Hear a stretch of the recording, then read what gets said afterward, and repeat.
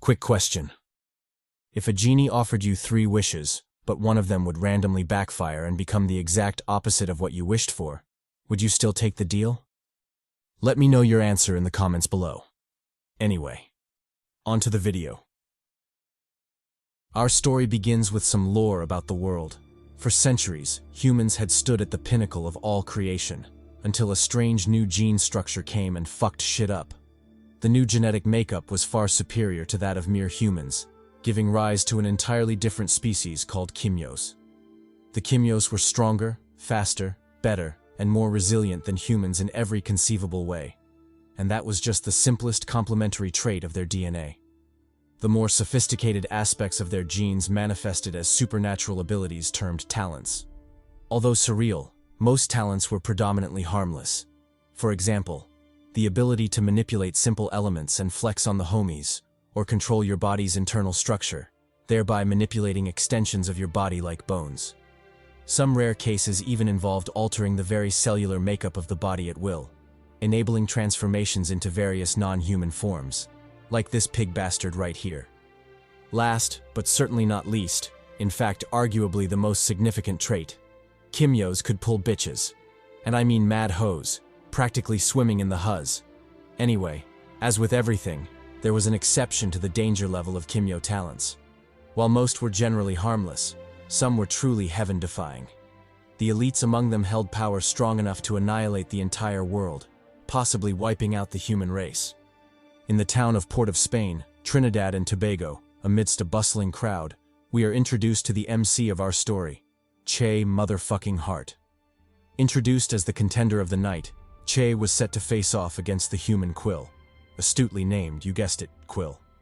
Despite the underwhelming naming sense, Quill was actually a formidable warrior, boasting an impressive record of 15 wins and 4 losses in his fighting career. Che, on the other hand, had a measly 3 wins. But don't count him out just yet, because he'd been blessed by the Maiden of War. And all 3 of those wins were against Kimyos, despite him being human himself. At the gong of the bell, Quill didn't mince words. He directly activated his talent, Porcupine. It allowed him to stretch and harden his skin and muscles, forming sharp quills like a porcupine. Emboldened by his talent, he launched a relentless assault on Che, dishing out punches and forcing him onto the defensive from the get-go. Pressing the attack, he whipped a roundhouse kick at Che, which Che barely managed to block before tumbling backward. Feeling himself, Quill paused his offensive to taunt Che, telling him to stop cowering and face him directly. How long was he planning to turtle up like a bitch? Incredulous, Che shot him a funny look. Who was he calling a turtle? Wasn't he the one with literal spikes all over his body, preventing anyone from getting close? Who was the real bitch here? Nevertheless, the challenge had been issued, and there was no way Che would cower. He shot forward, arriving at Quill's flank in an instant. Ducking below a wild jab, he reared back for a nasty rib punch, but Quill was one step ahead, deploying his talent and spiking the shit out of Che. Forced to retreat, Che cursed the bastard. Who was he calling a cowering bitch again? Still, this was a superhuman fight. Complaining was pointless. Locking in, Che quickly deduced the weakness of the porcupine bastard. He couldn't maintain his quills for long, probably 30 to 60 seconds tops. Surprised he'd been figured out, Quill kept up his cocky bravado, taunting Che even more, telling him to come at him. Che said bet and zoomed forward, bobbing and weaving through Quill's defenses. Spotting an opening, he darted in with a quick punch, rocking Quill's shit before withdrawing just as the talent reactivated. Just like that, the tables turned, with Che dominating through careful, lightning-fast attacks. Spinning on his feet, Che lunged in for a devastating kick primed to end the fight in one move. But the smirk on Quill's lips made it obvious. This was exactly what he'd been waiting for. A trap. Sure enough, he activated his talent on his arms, waiting for Che to land the kick and screw himself royally. But contrary to his expectations, Che had seen through it. Withdrawing his attack, he landed gracefully, completing his feint before shooting forward to clock Quill in the gut. The unexpected move left Quill completely defenseless, and he was flung away like a ragdoll. Not one to miss opportunities, Che closed in with a left jab. Quill countered by activating his talent on his face, preventing any attack there. But once again, it was only a feint. The real attack slammed into his gut. Suffering 2 consecutive losses and being made a fool of, Quill finally snapped. He grabbed Che's arm and decided to play dirty, activating his talent and spiking the shit out of Che's hand, making sure the Huz wouldn't get any loving tonight. But Che tanked the pain and smiled broadly. He had him. Since Quill had already used his talent on his stomach, his jaw was wide open for a counterattack. Before Quill could curse his blunder, Che rocked his shit again, this time sending him straight to sleep. With a sickening thud, the poor bastard was laid out cold. We switched scenes to the locker room, 1 hour after the fight. Although he managed to win, Che was still just a mortal fighting a superhuman, so it was inevitable his shit would be rocked a little. He stood by the sink, nursing his wounds, while the commentary of another match echoed in the background, this one bloodier than his own, a true Kimyo versus Kimyo fight.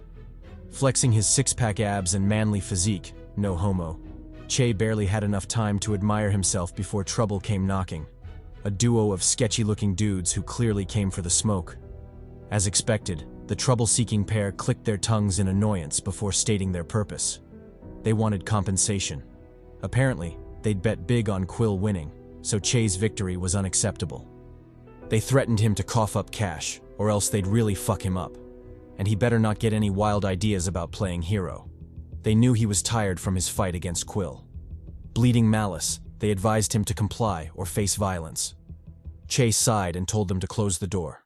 Like the iconic scene from Kingsman, he was about to manners maketh man on their asses. The goons said bet and stepped forward, whipping out knives ready for the tango. Fast forward a few minutes later.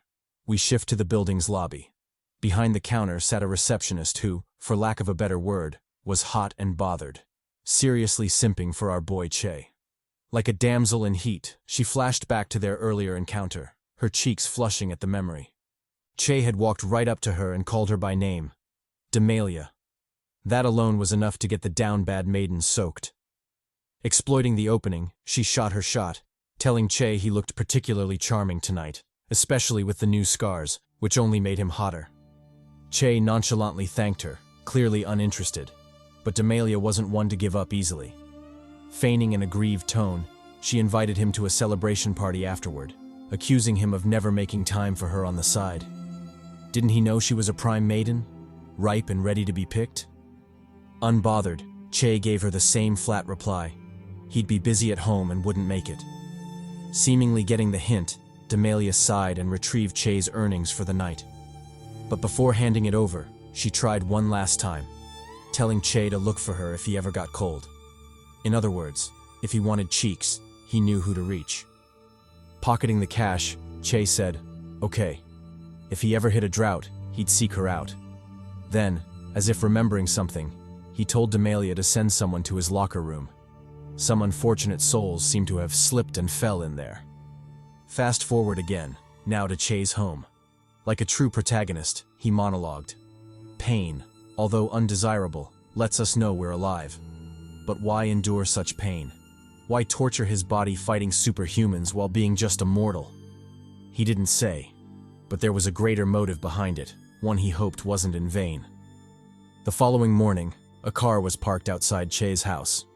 By the car stood 2 figures, constantly roasting him. The woman said Che was probably inside disappointing a lady, dishing out weak strokes, which explained his lateness. The man countered that she was being too generous. No woman would tolerate Che long enough to even offer the cheeks. Exiting the house, Che overheard their chatter. His lips twitched. Did these fools really have nothing better to talk about? Ignoring them, he turned to Tevin, already knowing what was coming. As expected, Tevin called him out. He'd known Che for 15 years, and in the 7 years Che had lived in that apartment, no one had ever been inside. What was he hiding? Drugs or something? Che brushed off the accusations, got in the car, and told them to drive. Destination: the gym. Arriving at Red Ember Gym, Che looked at the building with a warm smile. This was his dojo, his home. Meanwhile, inside, an intense spar was underway. A Kimyo whipped a heavy kick toward an old man. This old man was Leo Thomas, a war hero of the Kimyo versus Human War, and the owner of the dojo. Che described him as a kind but strict man, who treated them like his own sons, and gave rogues from poor backgrounds like them a way out. As for what exactly happened in the human versus Kimyo war, and what atrocities took place, that's a story for another time. Back to the spar. The Kimyo's kick was effortlessly dodged as Leo casually stepped aside. Persistent, the Kimyo readjusted and launched an unceasing barrage. Unfazed, Leo blocked and parried every strike before forcing him to retreat. Not relenting, the Kimyo blitzed to Leo's blind spot, aiming to catch him off guard. But as expected of an old man in a world where men die young, Leo wasn't to be underestimated.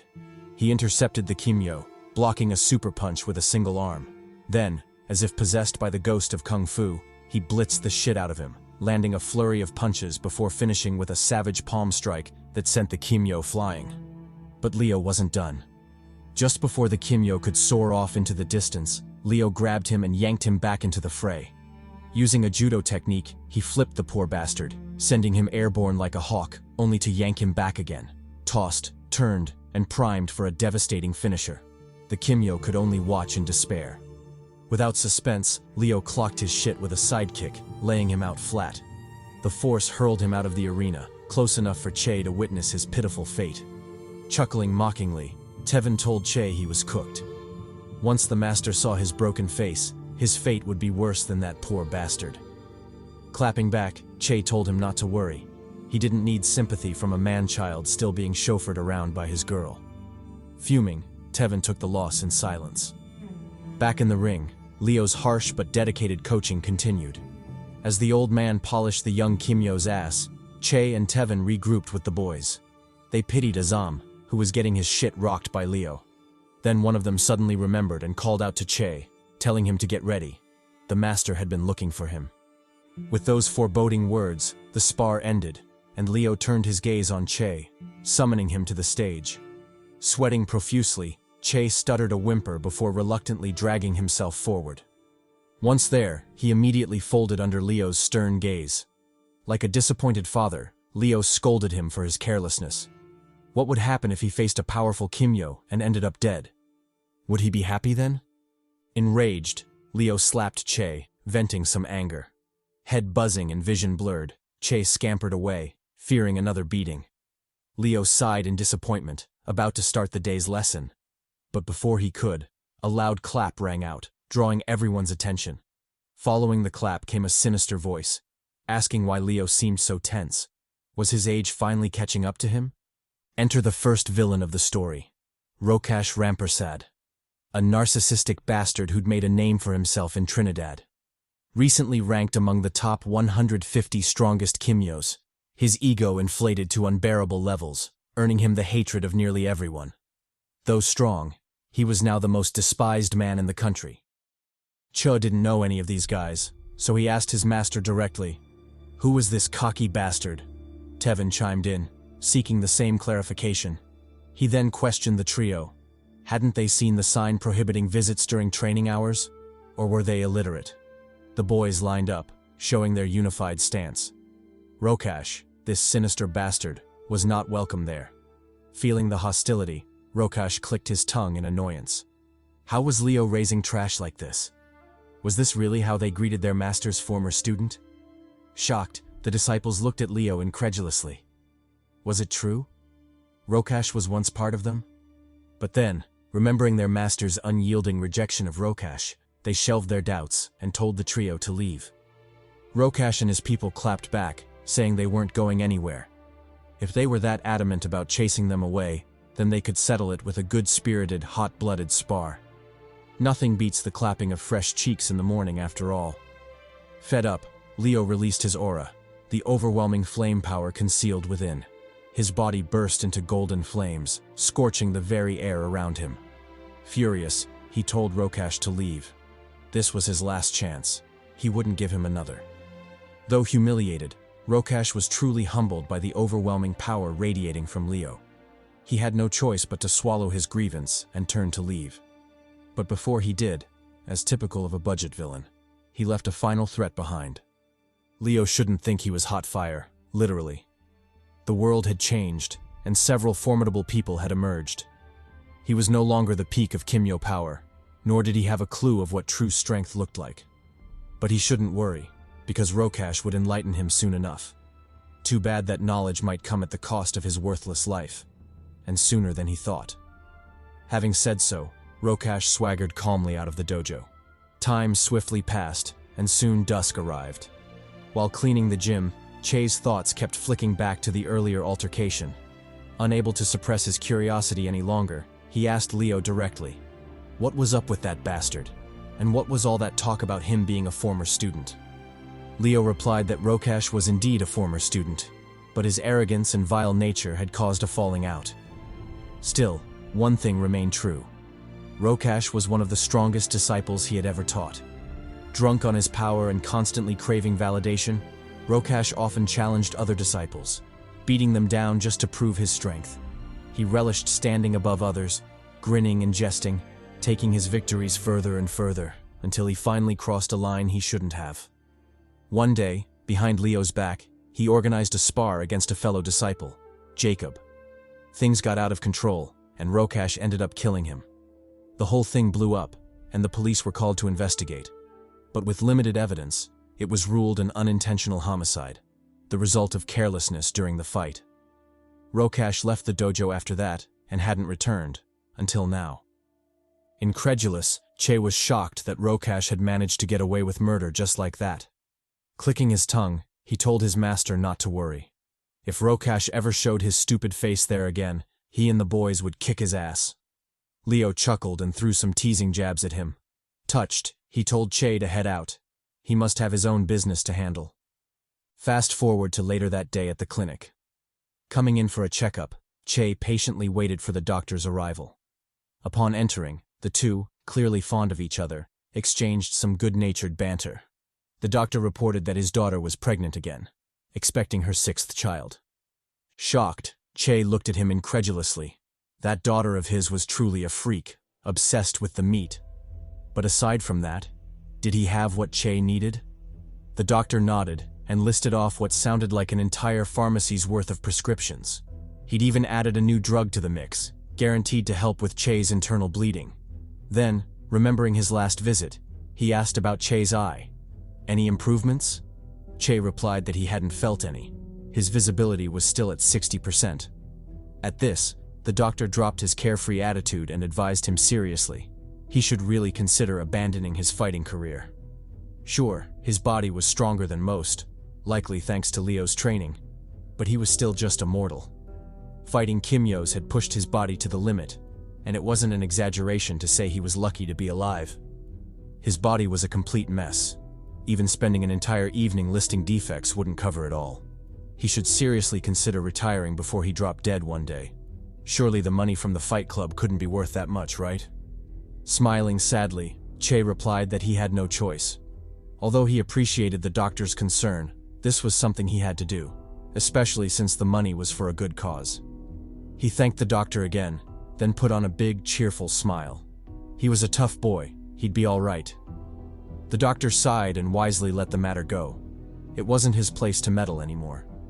Bidding farewell, he wished Che the best and encouraged him to seek him out should he ever need help. Che said bet, and immediately thought of his succubus daughter. Maybe he should aspire to be her 7th baby daddy. Jokes aside, he quickly bid the doctor goodbye and left the clinic. Back at the dojo, a foreboding pressure lingered in the air. As if waiting for someone, Leo calmly flicked through his Bible. Soon, to his disappointment, the doorknob turned, and someone walked in. That someone was Rokash, veiled in shadows, releasing an overwhelming killing intent. The night promised to be long and messy. Meanwhile, on Che's side, the oblivious MC was on the phone with Tevin, discussing Rokash's threat to their master. Tevin told him not to worry. Although a psycho, he doubted Rokash was heartless enough to actually harm the man who had made him. Che agreed, but still decided to check on Leo the next morning. It was always best to be careful. Tevin supported the idea but quickly excused himself, fearing the wrath of his girl for being on the phone too long. Besides, the succubus was giving him the look, so he knew shit was about to go down. All aboard to Pound Town. Meanwhile, back at the Red Ember Gym, things had taken an unfortunate turn. The whole building was up in flames, the result of the clash between Leo and Rokash. Amidst a sea of fire, Leo stood tall, glaring down at the defeated Rokash. Unfortunately, things weren't as simple as they seemed. Despite being the clear winner, Leo was wounded, a fatal gunshot to the gut. He glared at the cause of his injury, a bastard wielding a gun on the side. Enraged, Rokash scolded his nephew. Why had he intervened? Hadn't he made it clear Leo was his to kill? But before his nephew could justify himself, Leo suddenly appeared before him, bathed in flames, having used the Phoenix Spear technique to accelerate. He punched the nephew in the gut, sending him crashing into the wall. Once done, he turned his attention back to Rokash, scolding him for his lack of honor. Was this how he'd raised his nephew? To sneak attack people during a duel? Enraged, Rokash finally let out the emotions buried in his heart. He accused Leo of overlooking him, always refusing to acknowledge his strength despite all his efforts to make their dojo the best. As for Jacob, that weakling shouldn't have accepted his challenge if he knew he was too weak. Furious, Leo cut him off, telling him to shut his mouth. He wasn't worthy of speaking Jacob's name ever again. Sighing, Leo confessed that the gunshot wound was fatal. He wouldn't make it through the night. But before he died, he had to correct his past mistakes, namely Rokash and his twisted, sinister ways. Burning in divine flames, he began Rokash's rehabilitation. First lesson: a parent's tough love. Rokash roared in defiance and told him to come at him. Leo didn't hesitate and shot forward, arriving before Rokash with a whipping knee kick. Rokash barely had enough time to block before the unexpected heavy blow knocked the wind out of him. Leo didn't let up and continued the combo with a powerful left jab before effortlessly dodging Rokash's counterattack. He inched closer, closing the gap before striking with a brutal 1-inch punch. The blow sent Rokash reeling, and he wailed like a bitch as he coughed up a mouthful of fresh blood. Not satisfied, Leo advanced the attack. He grabbed Rokash by the collar and yeeted him into the air like a rag doll. Pressing the attack, he channeled his flames to his feet, shooting off like a rocket launched into deep space. Within a second, he'd closed in on Rokash, clipping him on the side as he shot by. Then, as if guided by the god of Kung Fu, he somersaulted in the air, changed trajectory, and shot back at Rokash with unbridled fury. Channeling his don't look back no jutsu, he spawned behind the petrified Rokash and blasted him with a devastating firepalm strike. Not relenting, he pushed the assault further, activating his secret technique, Ilios Descending Meteor. Endless plumes of fire bellowed out as Leo's body burst forward with unbelievable momentum. An all-annihilating heat radiated from him, consuming the very air around him, rocketing him toward Rokash in an instant. Merciless, he unleashed all that momentum, stomping Rokash on the chest and burying that treacherous bastard into the ground, layered with flames, heat, and wrath. With that done, Leo finally paused his severe ass-whooping and assessed his condition. Things weren't looking good. Although he was overwhelmingly strong, so strong that whooping a top 150 Kimyo like Rokash was child's play. Everything eventually succumbed to time. He was just too old to survive a fatal wound like the one he had. Even as he spoke, he could already feel the last embers of his life slipping away. Enraged, he shifted his fury to Rokash, his voice tinged with loathing and regret. He commended him for his shamelessness, daring to attack only after his strength had deteriorated with age. But he shouldn't smile just yet, because Leo would make sure he paid dearly for his actions. With those words, he blitzed out of existence, only to reappear before Rokash, his fingers inches from the bastard's eye. Like a grim reaper signaling the death knell, he whispered gravely into Rokash's ear. This would be his punishment, a maiming to remind him of his failure for the rest of his life. Then without hesitation, he dug into Rokash's eye socket, plucking out an eyeball with gore spilling after. Torturous wailing followed as Rokash rolled on the ground, lamenting the agonizing loss of his eye. Leo, however, smiled contentedly, relishing the screams while still holding on to the plucked eye. It was only after his nephew came to him that Rokash snapped out of his frenzy and sobered up. The building was on fire. They couldn't stay there any longer. Turning to the smiling Leo, Rokash barked all the venom in his heart. Old and overpowered. Who did he think he was? Netero? He better stop with that smiling in the face of death bullshit. In any case, the victor is king, and this would be Leo's grave. Who would know he laminated Rokash's cheeks today? No one. That truth would follow him into his blazing grave. Then, not wasting any more time with the dying man, Rokash turned and scurried away. Left alone in the burning dojo, Leo Thomas finally took his last breath. In his moment of passing, he had but one regret. Che. Fast forward a few days later, beneath a wailing sky, Leo's send-off was underway. Friends and family gathered, all reunited to bid their final goodbyes to the legendary hero. Kind words were spoken, but to the disciples burning with vengeance, it was all nonsense. They glanced at each other, already knowing what came next. One of them, a sword eyebrow-looking motherfucker, was the first to speak, asking what the hell they were doing. They already knew Rokash was the culprit, so why the hell were they still sitting on their asses? A second one, who low-key looked like a shady pastor, chimed in, announcing that Rokash would be holding a tournament in a month. The winner of the tournament would get the opportunity to fight him one-on-one, his sick way of celebrating his entry into the top 150 Kimyos while rewarding the victor. If they wanted a clean shot at him, the tournament was their best bet. The group collectively turned to Che, asking him to represent them. Only 2 from each dojo could register for the tournament, and they wanted Che to be one of them. Amused, Che asked what the hell they were smoking. He was the only one in the group without powers. How did it make sense for him to register? Tevin stepped in, glazing him a little bit. He told Che he was blessed in combat, a fact even their late master had acknowledged. Although no one knew why the goddess of war favored him so much, handing out cheeks of talent whenever he asked, the fact remained that he was the most gifted of them all. If he represented them, their chances of winning would surely rise. Besides, he wouldn't be alone. Tevin would fight alongside him, and their master's vengeance would be just around the corner. Che looked up at them and agreed without hesitation. They already had the who, when, and where. So what the hell were they waiting for?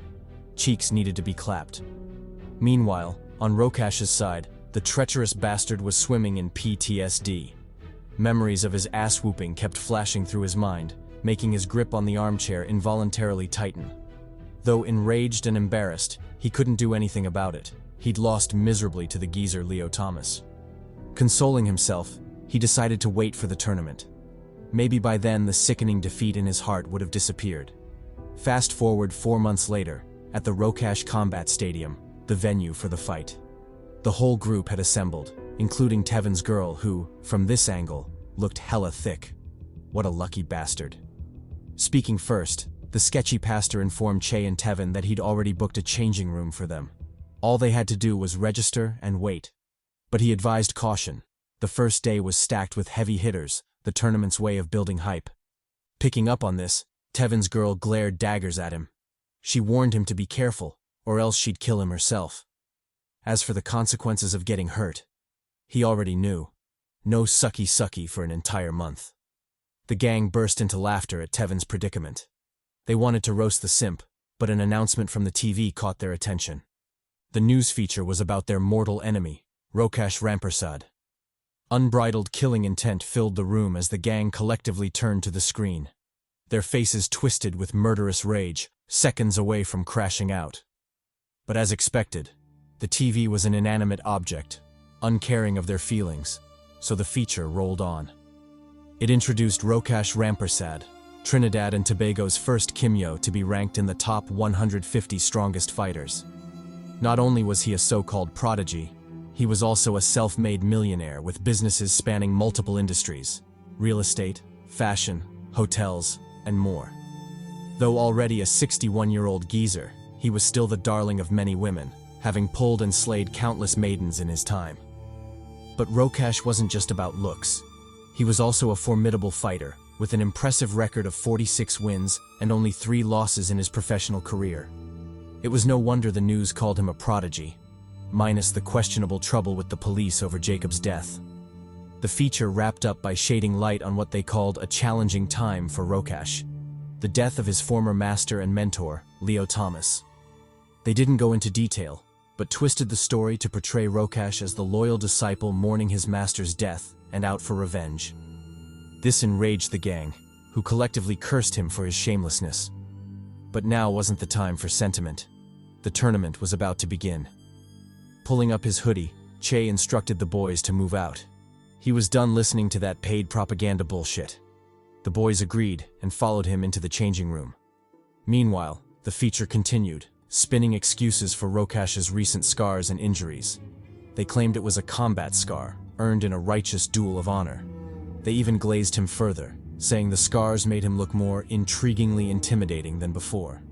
Shifting scenes, were taken to the gang's changing room, where strategies were being laid out. Bootleg Mike Tyson, the team's information mule, explained the tournament's specifics.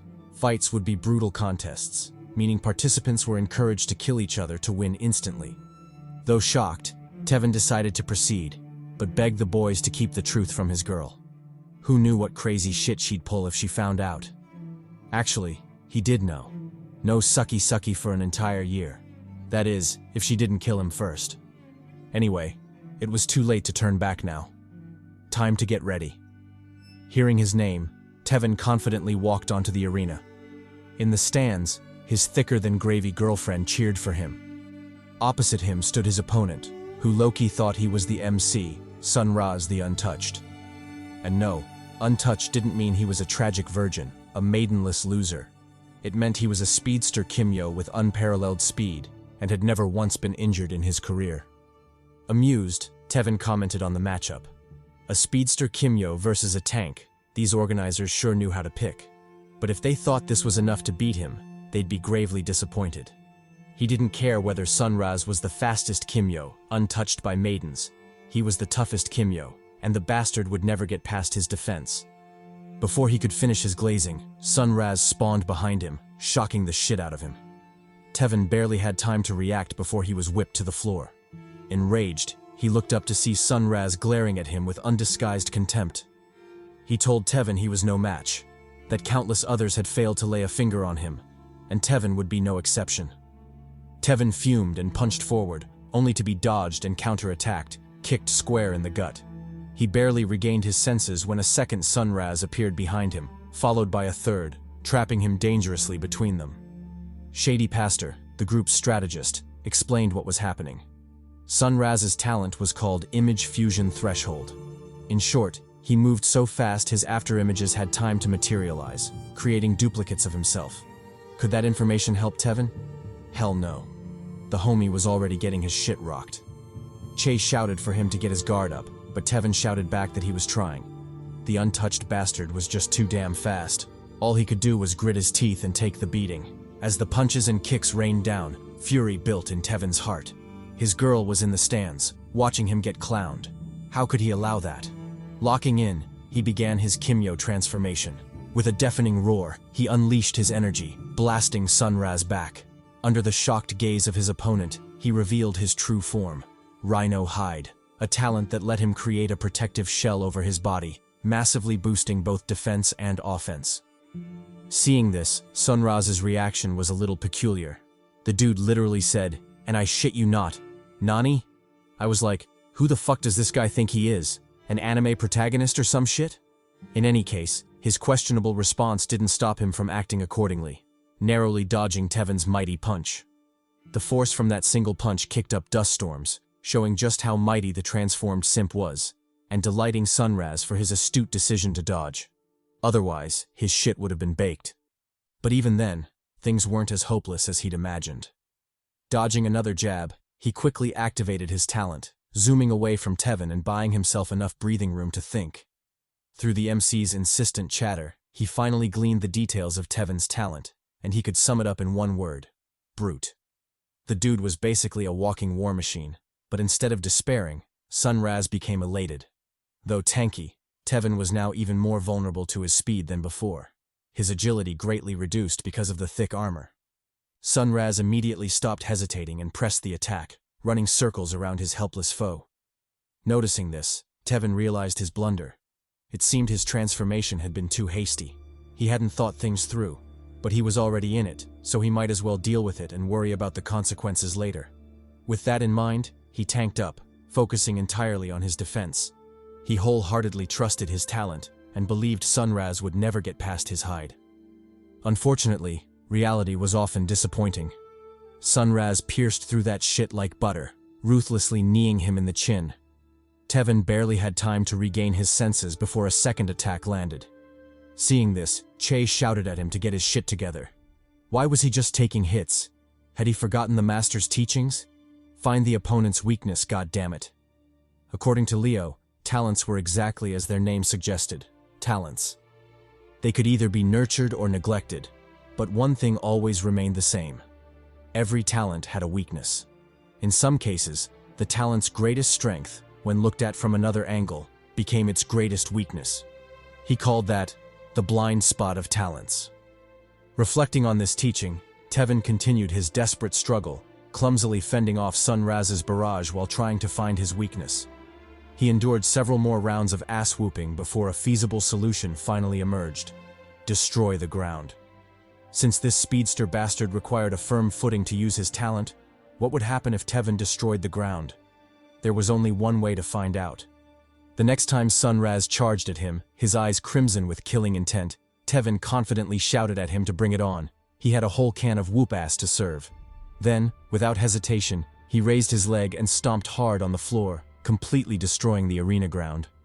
Caught off guard by the unexpected attack, Sunraz was momentarily dazed, unable to react to the bizarre change. It was only when he saw Tevin rear his hand back that he knew he was beyond cooked. Smirking, Tevin told the trapped Sunraz he shouldn't have fucked with him. Because of the damage he'd dealt, Tevin's girl would punish him by withholding sloppy toppy for an entire month, and such grievances had to be avenged. Thus, as he reared his hand back for a finisher, the terror on Sunraz's face made him even more delighted. With undisguised fury and resentment, he punched the absolute shit out of Sunraz, sending the speedster flying like a rag doll. The poor fellow was almost launched into space, were it not for the protective shield surrounding the arena. It's safe to say the sudden change caught everyone off guard. The entire audience took a second to digest it. Then, as if by prior arrangement, deafening cheers thundered from the stands, all chanting Tevin's name. The once mighty speedster was quickly forgotten, his battered body carried away by the medical team. With the match won, Tevin powered down and regrouped with the squad. His girl was also there, and I gotta say, this maiden was turning out more cake than I thought. Just look at that squishy squeeze. Damn. Enjoying the soft melons, Tevin regained his senses long enough to ask about Che. Where the hell was that bastard? Shady Preacher replied that Che was getting ready, preparing himself for his fight. However, there was an unsettling aura about him that he found quite troublesome. Their plan for participating in the tournament was to expose Rokash, but he doubted Che would maintain his rationality if he encountered the bastard. It was best they prepared for any unexpected events. Meanwhile, in the arena, the next matchup was already being announced. In one corner was the homie Che, a certified badass and formidable fighter despite his mortal limitations. In the other was the freak, mutant, and human hunter Nanaku. The dude was a bona fide psychopath, only participating in BC battles to kill and torment his opponents. Sensing the overwhelming malice, Che instinctively frowned. This bastard. Just how many people had he killed for his aura to be that bloody? Nanaku, however, ignored his disgusted face and expressed his frustration. This was meant to be his big debut, his great name resounding all over Trinidad and Tobago. How dare they match him up with a mere mortal? Were they fucking with him? Well, it didn't matter. He'd just kill Che and move on to bigger prey. As for Che, this talentless loser, he was already a dead man. Why would he bother with an appetizer cheek meant to be clapped while he waited for better prey? He was already being generous by granting him the opportunity of dying by his hands. Che listened to the diss and warned sternly that Nanaku should get the hell out of his way. He had family business to handle. Nanaku replied with a mocking chuckle. If he wanted him out of the way, then he had to come and do it himself. Thus the duo squared off, beginning the bout as soon as the gong rang. Nanaku opened with a claw strike, but Che easily parried that shit and countered with a gut punch. Dodging, Nanaku sidestepped and grabbed Che's hand, opening him up for a counterattack. But Che reacted quickly, freeing himself and whipping a roundhouse kick toward Nanaku's face. Forced to block, the fish bastard parried the attack before continuing his offensive. Meanwhile, by the sidelines, some interested parties were paying close attention to the fight. One of them was Rokash, who recognized Che as Leo's disciple. The others were the squad, loudly cheering for their boy and hoping Che would win. Taking advantage of the moment, Sword Eyebrow Dude asked Nanaku's team what talent he had. Was he a shark or something? Nanaku's boy, smirking coldly, told him to wait and see. His question would be answered soon enough. Sure enough, things were heating up in the arena. After exchanging multiple moves, the duo upped the ante with Nanaku whipping a kick toward Che. The latter barely dodged by leaning back, then capitalized on the opening and rushed in for an elbow strike, forcing Nanaku into defending. The two exchanged several more intense blows before meeting halfway with palm strikes. Leaning closer, Nanaku taunted Che. How did it feel to smell his own death? Had he ever thought he'd die so pathetically? Well, he shouldn't be sad. He wasn't the only one.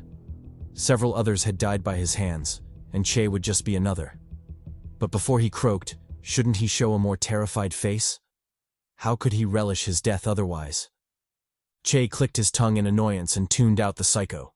His only reply to Nanaku's creepy words was a vicious stomp on the chest, sending the bastard flying.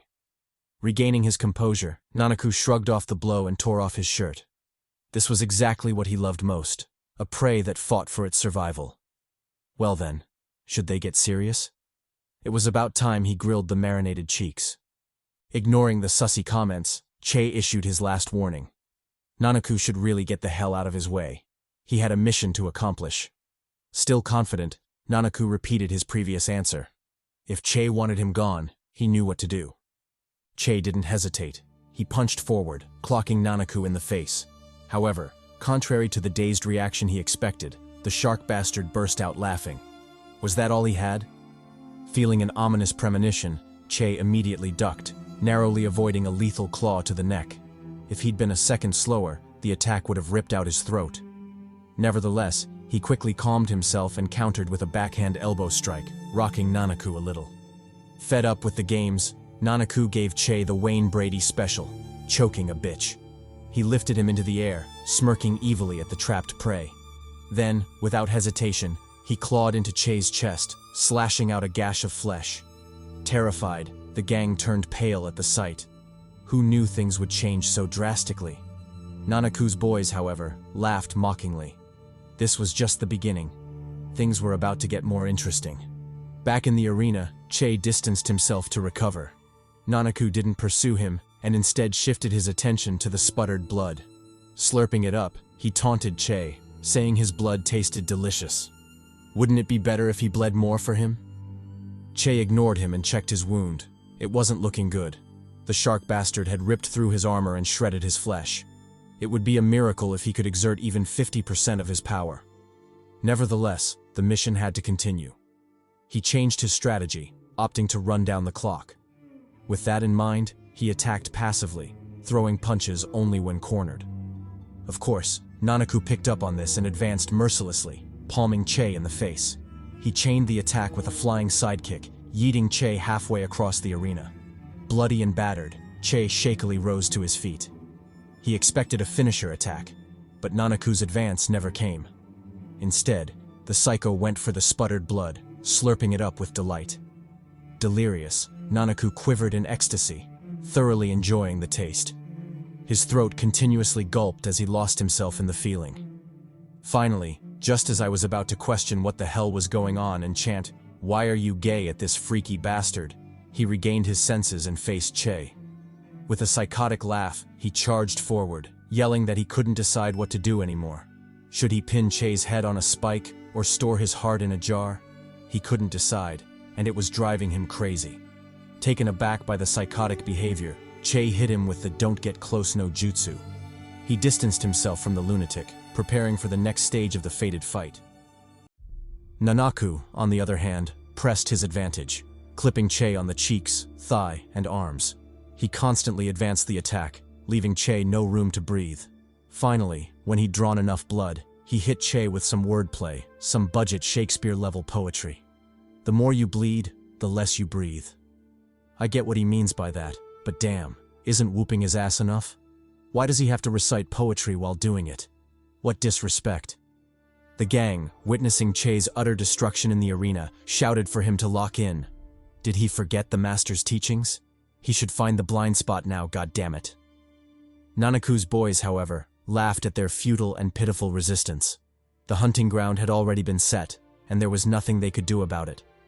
Hearing those ominous words, Louise, the sword eyebrow dude, wondered what the hell they were talking about. What hunting ground? Exactly what were these bastards planning now? The thugs didn't keep him guessing for long and explained it clearly. It was already too late to change anything anyway, so what harm would telling him do? They revealed that once Nanaku draws first blood, the fight is essentially won. That's because upon drawing blood, he enters a hunting state where the opponent's blood fuels his instincts, leading to a transformation. The more you bleed, the faster the transformation, and the stronger he becomes. True to this, Nanaku's aura visibly changed, pressing down on everyone. The bloody, frenzied energy terrified Che, who was trapped with him in the arena.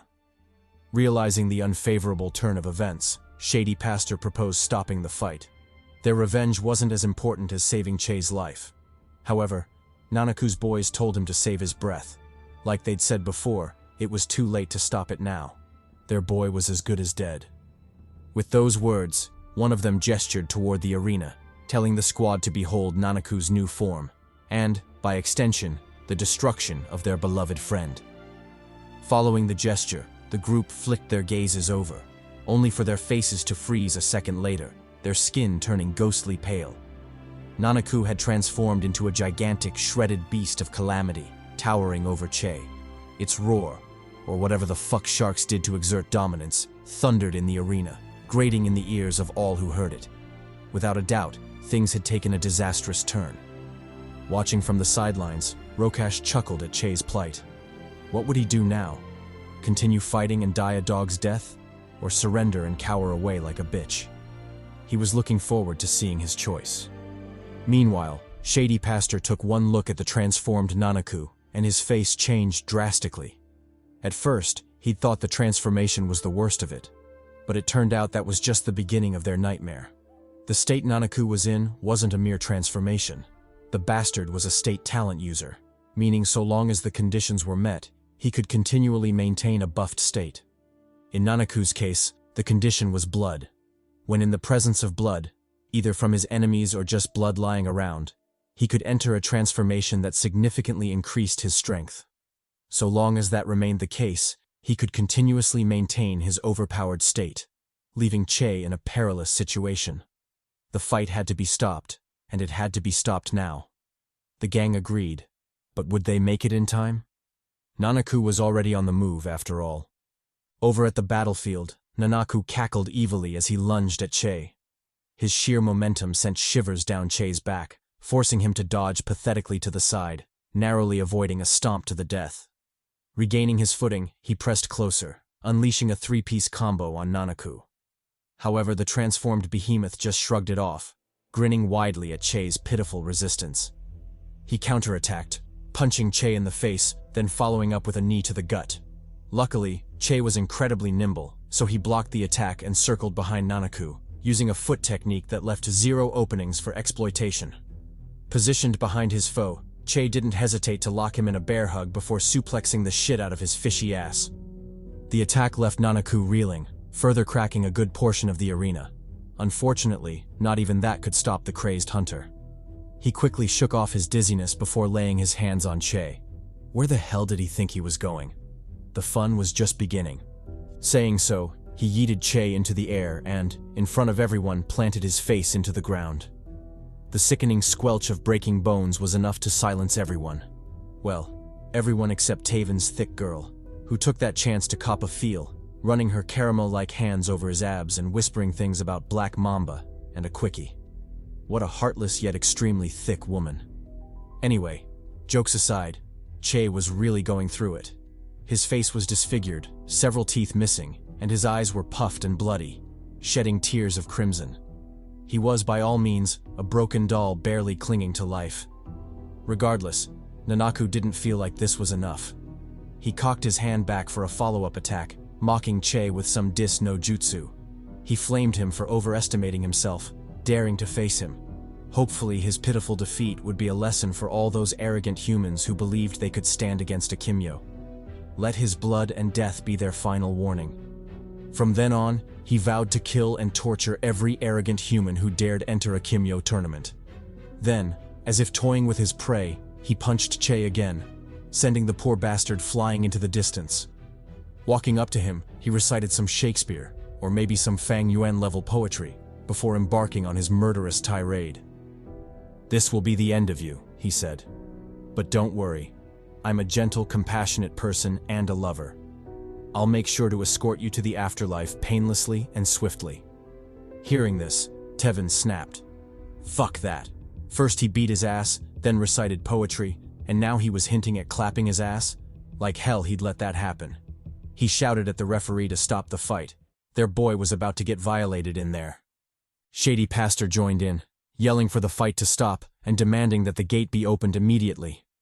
Unfortunately, things were moving way too fast for their pleas to matter. Nanaku was already on the prowl, claws stretched out for a decapitating strike. Witnessing this, Rokash shook his head in disappointment. To think he'd once been worried about this bug. He'd feared a connection with the legendary S-Heart. But it turned out he was nothing but a weakling. A disappointment cursed to carry only the name. Not worth worrying about. Meanwhile, back in the arena, Nanaku lunged forward, his sharp, shark-like fangs aiming for Che's face. The shadow of death loomed over him, and Che couldn't help but pale in terror. Was this how he would die? Where he would die? Bitten to death by a bloodthirsty shark? Nah, fuck all that. He wasn't going out like that. His sheer unwillingness became palpable, and he began hallucinating a figure walking up to him. Wait, was it really an illusion? It seemed too real. Just as Che was wondering if he was going mad, the figure before him suddenly opened his eyes. His burning irises flared as he roared at Che to wake up. He wouldn't be dying today. Outside in the real world, the arena suddenly burst into flames, illuminating the entire ground, crowd, and all. It became so blinding that those watching couldn't help but cover their eyes in horror, fearing they'd go blind.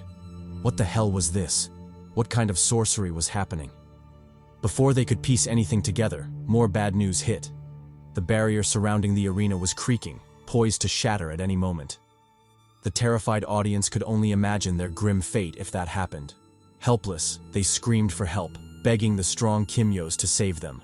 The gang heard this and said, "Say less."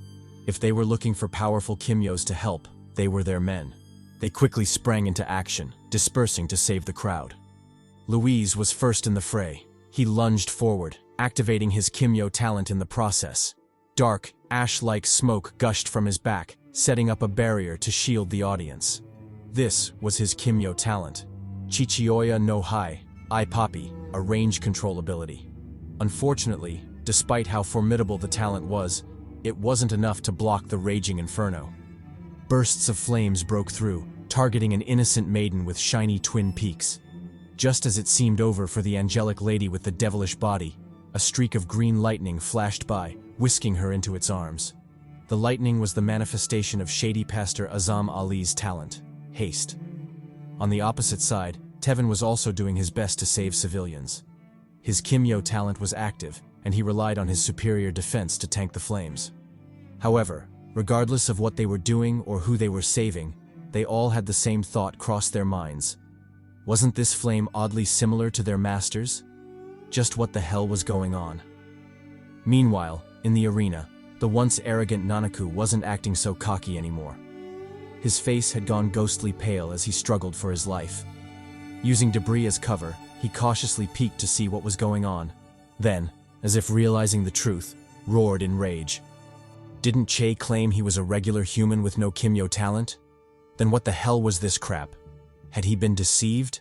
Completely unforgivable. He would tear Che limb from limb for this mockery. He wanted to curse some more, but the sight before him left him stunned. The flames had died down, and Che's physique was finally visible. He looked divine, like a flame deity reincarnated into mortal flesh. Not to mention, he was packing some serious heat, literally, judging by the flames censoring the delicates. Confused by his transformation, Che took in his new form. His eyes darted across his body as he wondered why he didn't feel pain. His skin was melting, and he was on fire after all. The squad was equally stunned, unable to take their eyes off him. Was this a coincidence, or had their master done something? Che, on the other hand, marveled at his new body, feeling completely reborn. For some reason, he felt unstoppable, like he could crush anything and anyone. Speaking of crushing, where the hell was that fishtail bastard? As if reading his thoughts, Nanaku stepped forward to face him. His fury rose as he questioned Che. Had he been pretending before? Playing with him? Well, it didn't matter. He'd still kill him here. He shot forward, yelling for Che to die. From the stands, his boys screamed for him to get back. Was he insane? What the hell was he doing? Unfazed, Che watched the lunging Nanaku with disinterest. His god complex grew as he wondered how well the shark would burn. Would his skin and flesh char? Or would he be reduced to nothing but ash? There was only one way to find out. Ignoring Tevin's shouts to stop, Che raised his hand, prepared to burn Nanaku to a crisp. His palm glowed with divine might, ready to unleash hell on the ignorant foe. Meanwhile, in Rokash's private room, the villain was freaking the hell out. His scar throbbed as he suffered severe PTSD. Those flames. Was it Leo haunting him from the grave? Refusing to allow him even a second of peace? Damn that old man. Shifting back to Che, the newly risen Kimyo was out for blood. Without a shred of mercy, he lit Nanaku up, burning his fishy ass with a cyclone of divine flames. Anguished screams and pleading followed the attack, but Che ignored them and continued his merciless slaughter. Finally, when there was nothing left to burn and Nanaku's corpse was charred to a crisp, Che let up and retracted his flames. He didn't look away, as if etching the visage of the first being he'd ever killed into his memory. His eyes as cold as ice. By his side, Tevin watched the whole thing unfold in shock. He didn't know it then, but later in life, he would realize this moment marked the descent of Che Hart into darkness. So many regrets would accompany him with age, but this was undoubtedly the worst of them. Maybe he should have tried harder to reach out to Che, to let him know he wasn't alone, that it wasn't his burden to bear alone. Leo had been their master too, and it was on all of them to avenge him. If only he'd said that. If only he'd stood by Che's side during that troubling time. Maybe things would have been different. Maybe the world wouldn't have been painted with the blood of those he killed. Maybe he wouldn't have become humanity's greatest enemy. Too bad the past couldn't be changed, and all he had was the present, or, in this case, the future. Because these were the regrets of future Tevin. For now, however, they were still in the past. So it was better to slow down and enjoy the story gradually. With the death of Nanaku, a tense silence spread through the arena. There was always a chance of death in these battles, but no one thought it would come so quickly, or so brutally. It took the audience a good while to even register what had just happened. Meanwhile, the culprit stood there unfazed by the stares burning into him. He casually powered down, dismissing the flames that cloaked his body. With their disappearance, the details of his talent became visible. It was the Ilios Phoenix Flame, or Sunfire talent. It allowed the user to enter the Ilios state, the same divine flame form seen earlier from both Che and Leo Thomas. In addition, it was categorized as one of the original 4 great talents. In other words, Che was about to pull mad bitches, burning maidens left and right. Okay, maybe not burn, but grill. Dude was about to grill some Caribbean cheeks. Moving on. Che, humanity's future greatest nemesis, finally retracted his talent and dropped to his knees. The strain from being in the Ilios state was far more draining than he'd expected, almost knocking him out. Luckily, he had just enough energy left to stay conscious, barely warding off the dizziness. Seeing this, Tevin snapped out of his shock and ran over, a cloth in hand. He hadn't forgotten that Che was still butt naked, showing his ass to literally thousands of people in the stands. Handing the cloth over, Tevin asked if he was okay, if his wounds were healing. Che replied that they were fine, though his body felt terrible. It was like he'd been tossed into a blender, then stitched back together, completely unbearable. Tevin sympathized, but then his face hardened. He demanded to know what the hell that was. Since when had they become murderous? Che lowered his head in shame. He had no excuse, at least not to someone he considered a brother.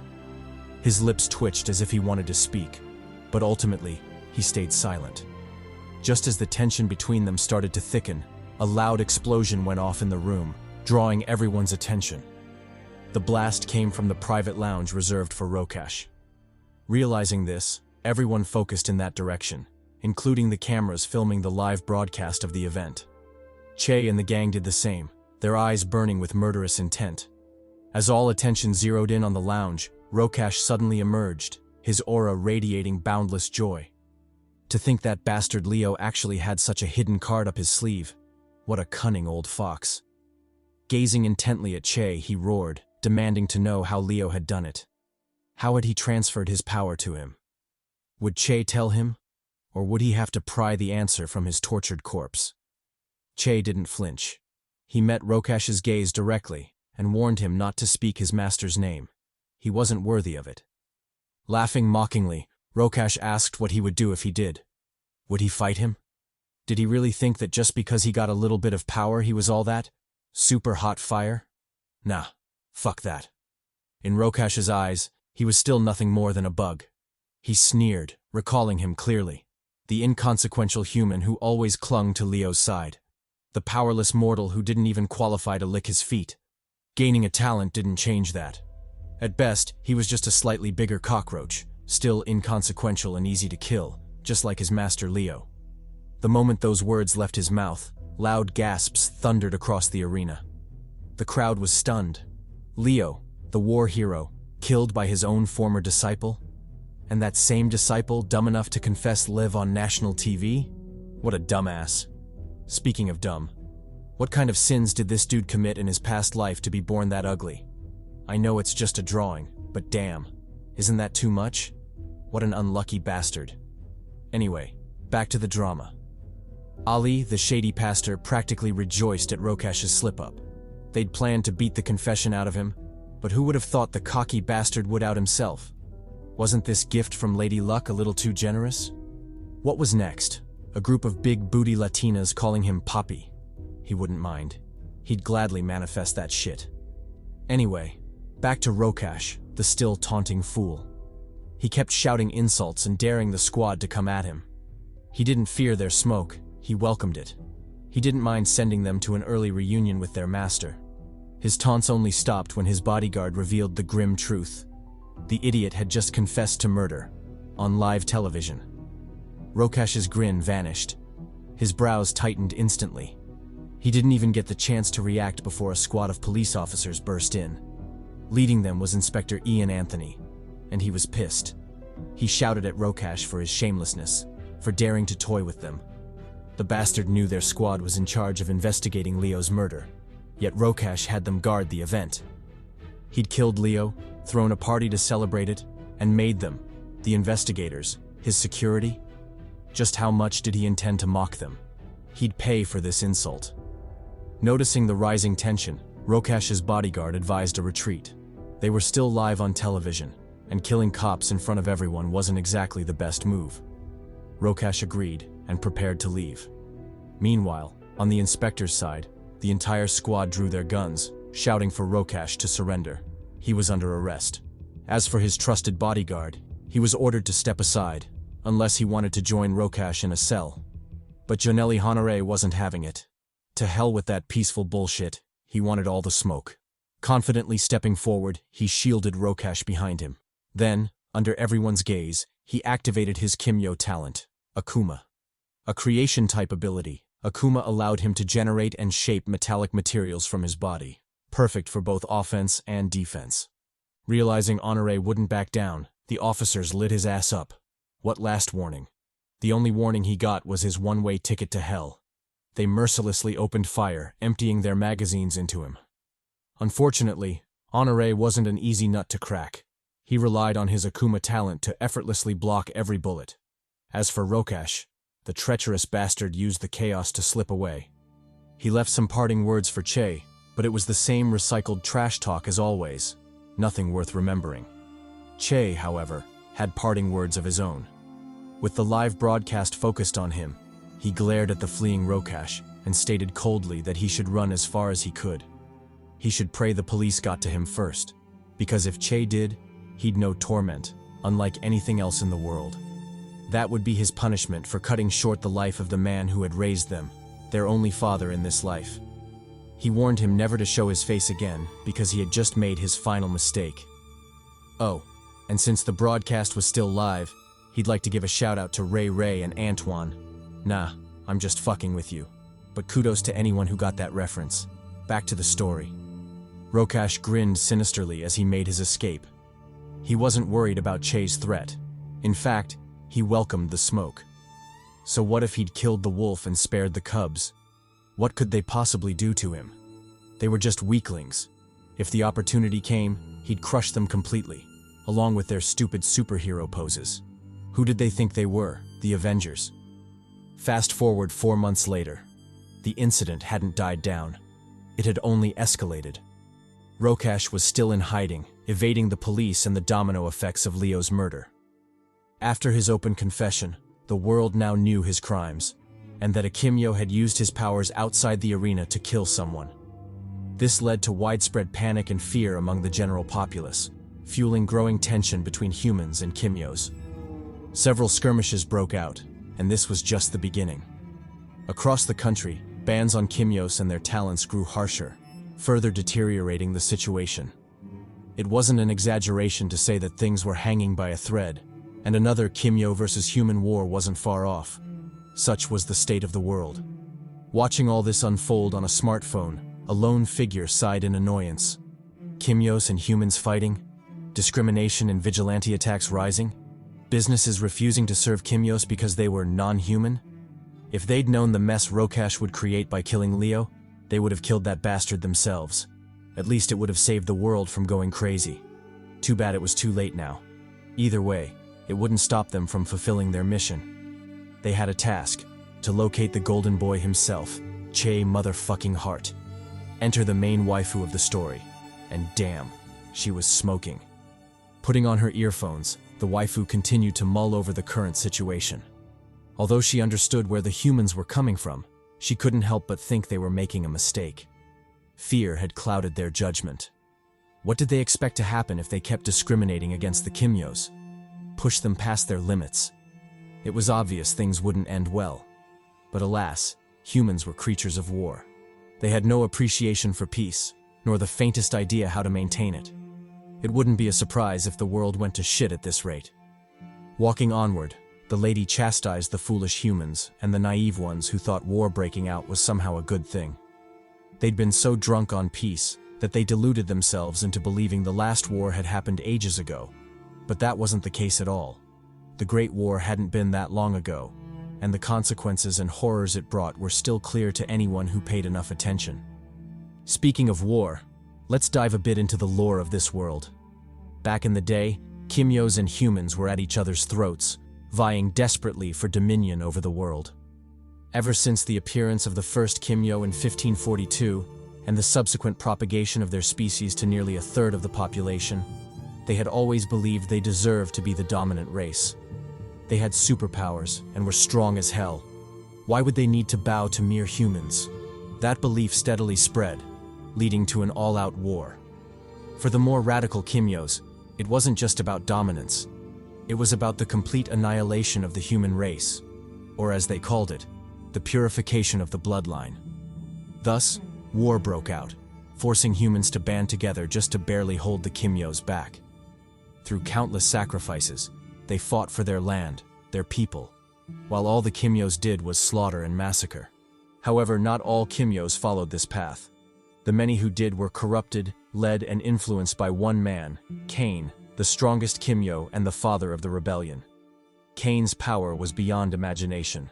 In the present day, the top 150 Kimyos are ranked and revered, but even among them, there's a massive difference between those in the top 10 and everyone else. The ones powerful enough to be in the top 10 are termed God tier, and Cain was ranked first among them. His power was overwhelming, and through his strength and influence alone, he managed to wage a war that lasted 124 years, finally ending in 1957. Surprisingly, despite his overwhelming might, Cain met his end in the most unexpected way: assassination. Now, I know what you're thinking. How the hell did Cain, the Big Papi, the numero uno of the big bads, fall to something like that? Well, the answer's simple. He fell by the hands of the war heroes. And who were the war heroes, you ask? Come closer, because I'm about to tell you. I won't gatekeep this shit. In 1942, East Kuva, Trinidad and Tobago, a group of children were assembled. Children who, unbeknownst to anyone, would one day shape the course of history. Left in charge of these kids was a menacing yet oddly seductive maiden, the lovely Colonel Catherine Forbes, better known in the streets as the Achilles. Catherine, despite her reservations, took in these kids, who were, unbelievably, new recruits for the war. In other words, child soldiers. She didn't like sending kids off to die, but the orders came from above, and the military was desperate. She had no choice. Gazing at the solemn faces of the children, she informed them that she would be their commanding officer from then on.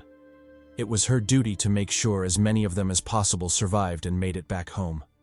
Sure, some of them had signed up because their families and homes were destroyed, but she believed that as long as they lived, there was still hope. If they could just make it back alive, it wouldn't be too late to build another home. Growing more serious, she explained how their training would proceed. The few who were Kimyos would be trained separately from the regular recruits, but full effort was expected from both groups. Only then would they stand a chance against Cain, and maybe restore the world to the peace it once knew. Fast forward a few days later, and the story shifts to the perspective of a young trainee in the camp. After being there for a while, the place began to grow on him. He was fed, clothed, and treated well, something rare for an orphan and refugee like himself.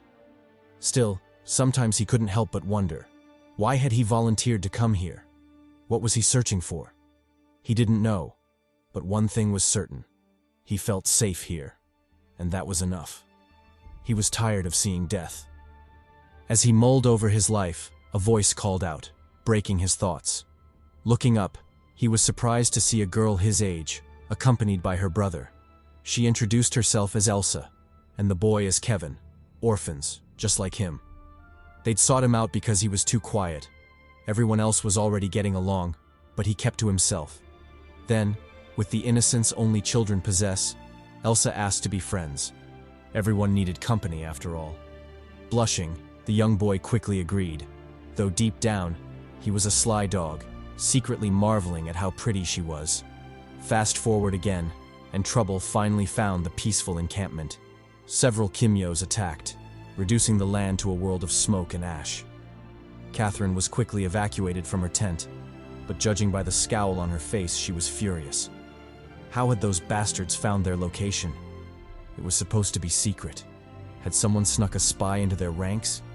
If she found that bastard, she'd make sure to step on his face, which to some might sound like a reward. But fuck it, she'd do it anyway. Sensing her rage, one of the soldiers tried to cheer her up, reporting that the major had already been informed of the attack and had arrived to provide backup. Catherine visibly perked up at the news and ordered to be taken to him immediately. Enter Major Jamie Altham, better known in the streets as the Wolf Spider. Catherine met the war veteran and reported honestly, there was a spy among them. Someone was feeding intel to the enemy, including the location of their base. Jamie sighed. The last thing he wanted to deal with today was betrayal. Still, orders were orders. Headquarters was sending in an airstrike. They just had to hold out until then. As they spoke, several soldiers rushed in, bringing with them the children, except for 3, who were still missing. Jamie's expression sharpened. He commanded the troops to fall back. He'd find the kids himself. Catherine didn't stop him. She simply cheered him on, telling him to give them hell. And she had good reason to be confident. Jamie was a monster in his own right. A Kimyo. When faced with a gang of third-rate villain Kimyos, yeah, the kind that say dumb shit like this, Jamie didn't even flinch. He activated his Kimyo talent, blitzing through the crowd in an instant. By the time he paused, the entire group was bound and helpless, whimpering for mercy. Jamie showed none. He diced them like meat for the devil's dinner. Meanwhile, elsewhere in the camp, the sly boy and his newfound crush were hiding. After escaping from the Kimyos, they holed up in a crumbling building, but they both knew it wouldn't hold for long.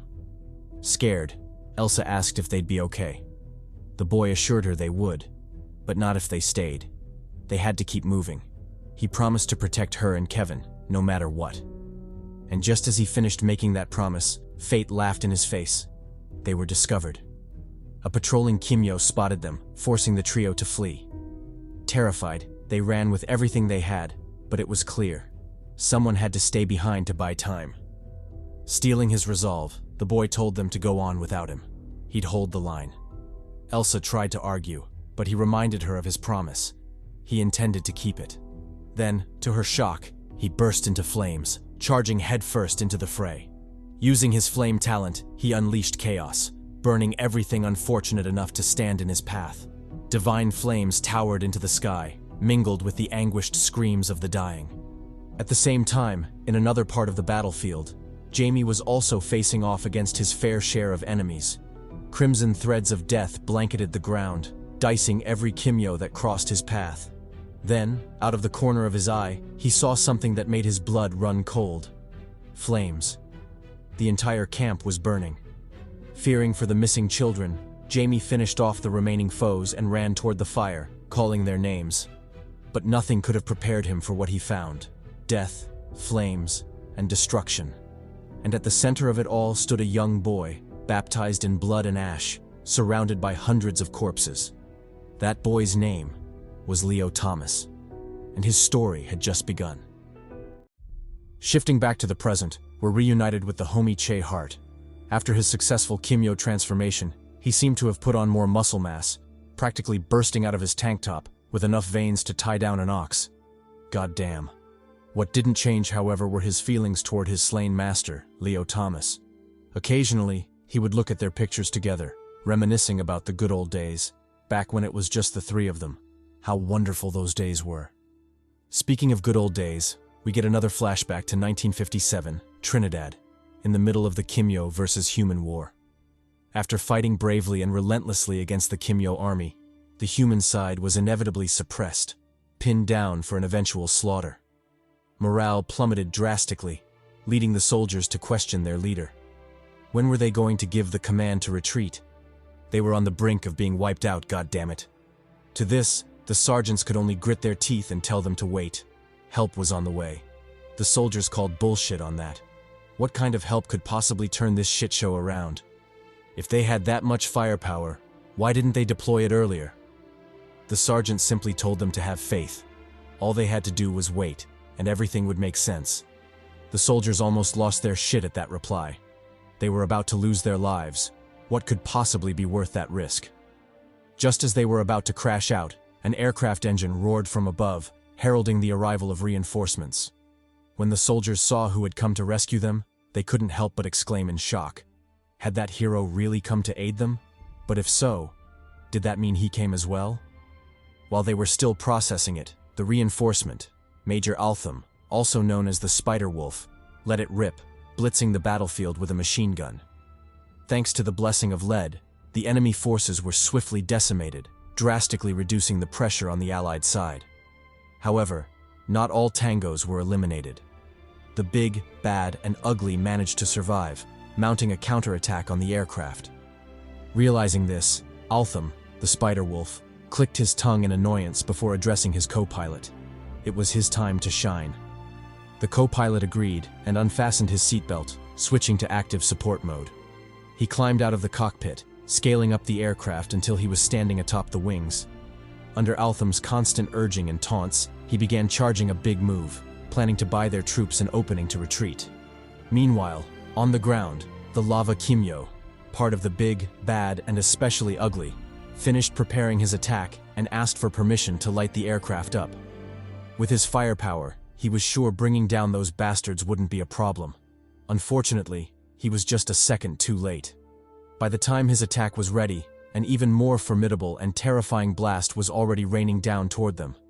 The entire battlefield lit up like an erupting volcano, death, ash, and destruction everywhere. Wherever the flames went, annihilation followed, leaving looks of awe and reverence on the soldiers' faces. Was this the promised reinforcement? No wonder the sergeant told them to have faith. Who wouldn't have faith in such overwhelming power?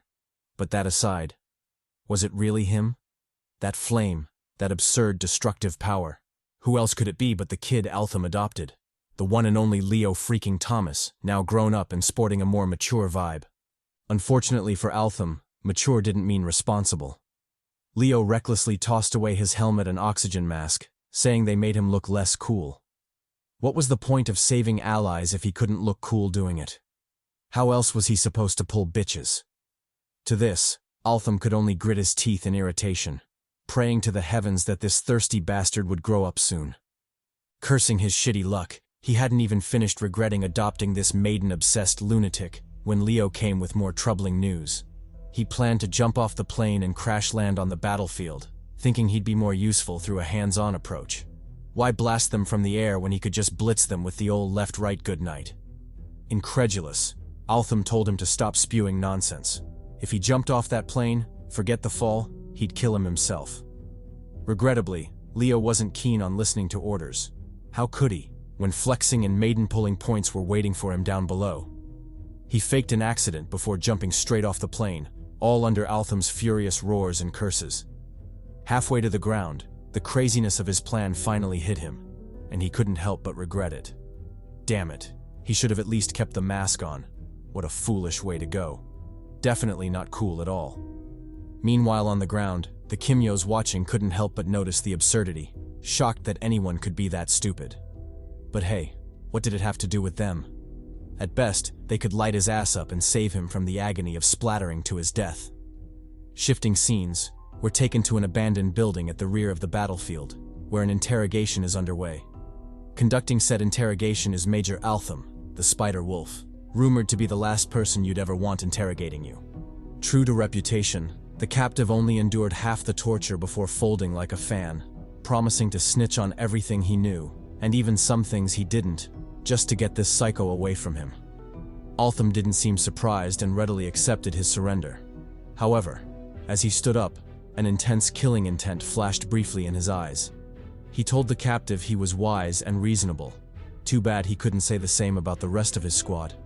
Above them hung dozens of corpses, all bound and wrapped, having likely suffered excruciating pain before their inevitable demise. Grinning evilly, he told the captive to start talking. He needed to get back to the battlefield. Who knew what kind of shit show that troublesome Leo was stirring up? He had to return before the kid burned the whole place to the ground. Fast forward to after the battle. We're reunited with Colonel Catherine Forbes, and the muscle mommy is looking as menacing and sexy as ever. Joining her is the Spider Wolf, back from his mission. Impressed by his report, Catherine praised Altham for a job well done before shifting the conversation to Leo, asking how he was doing.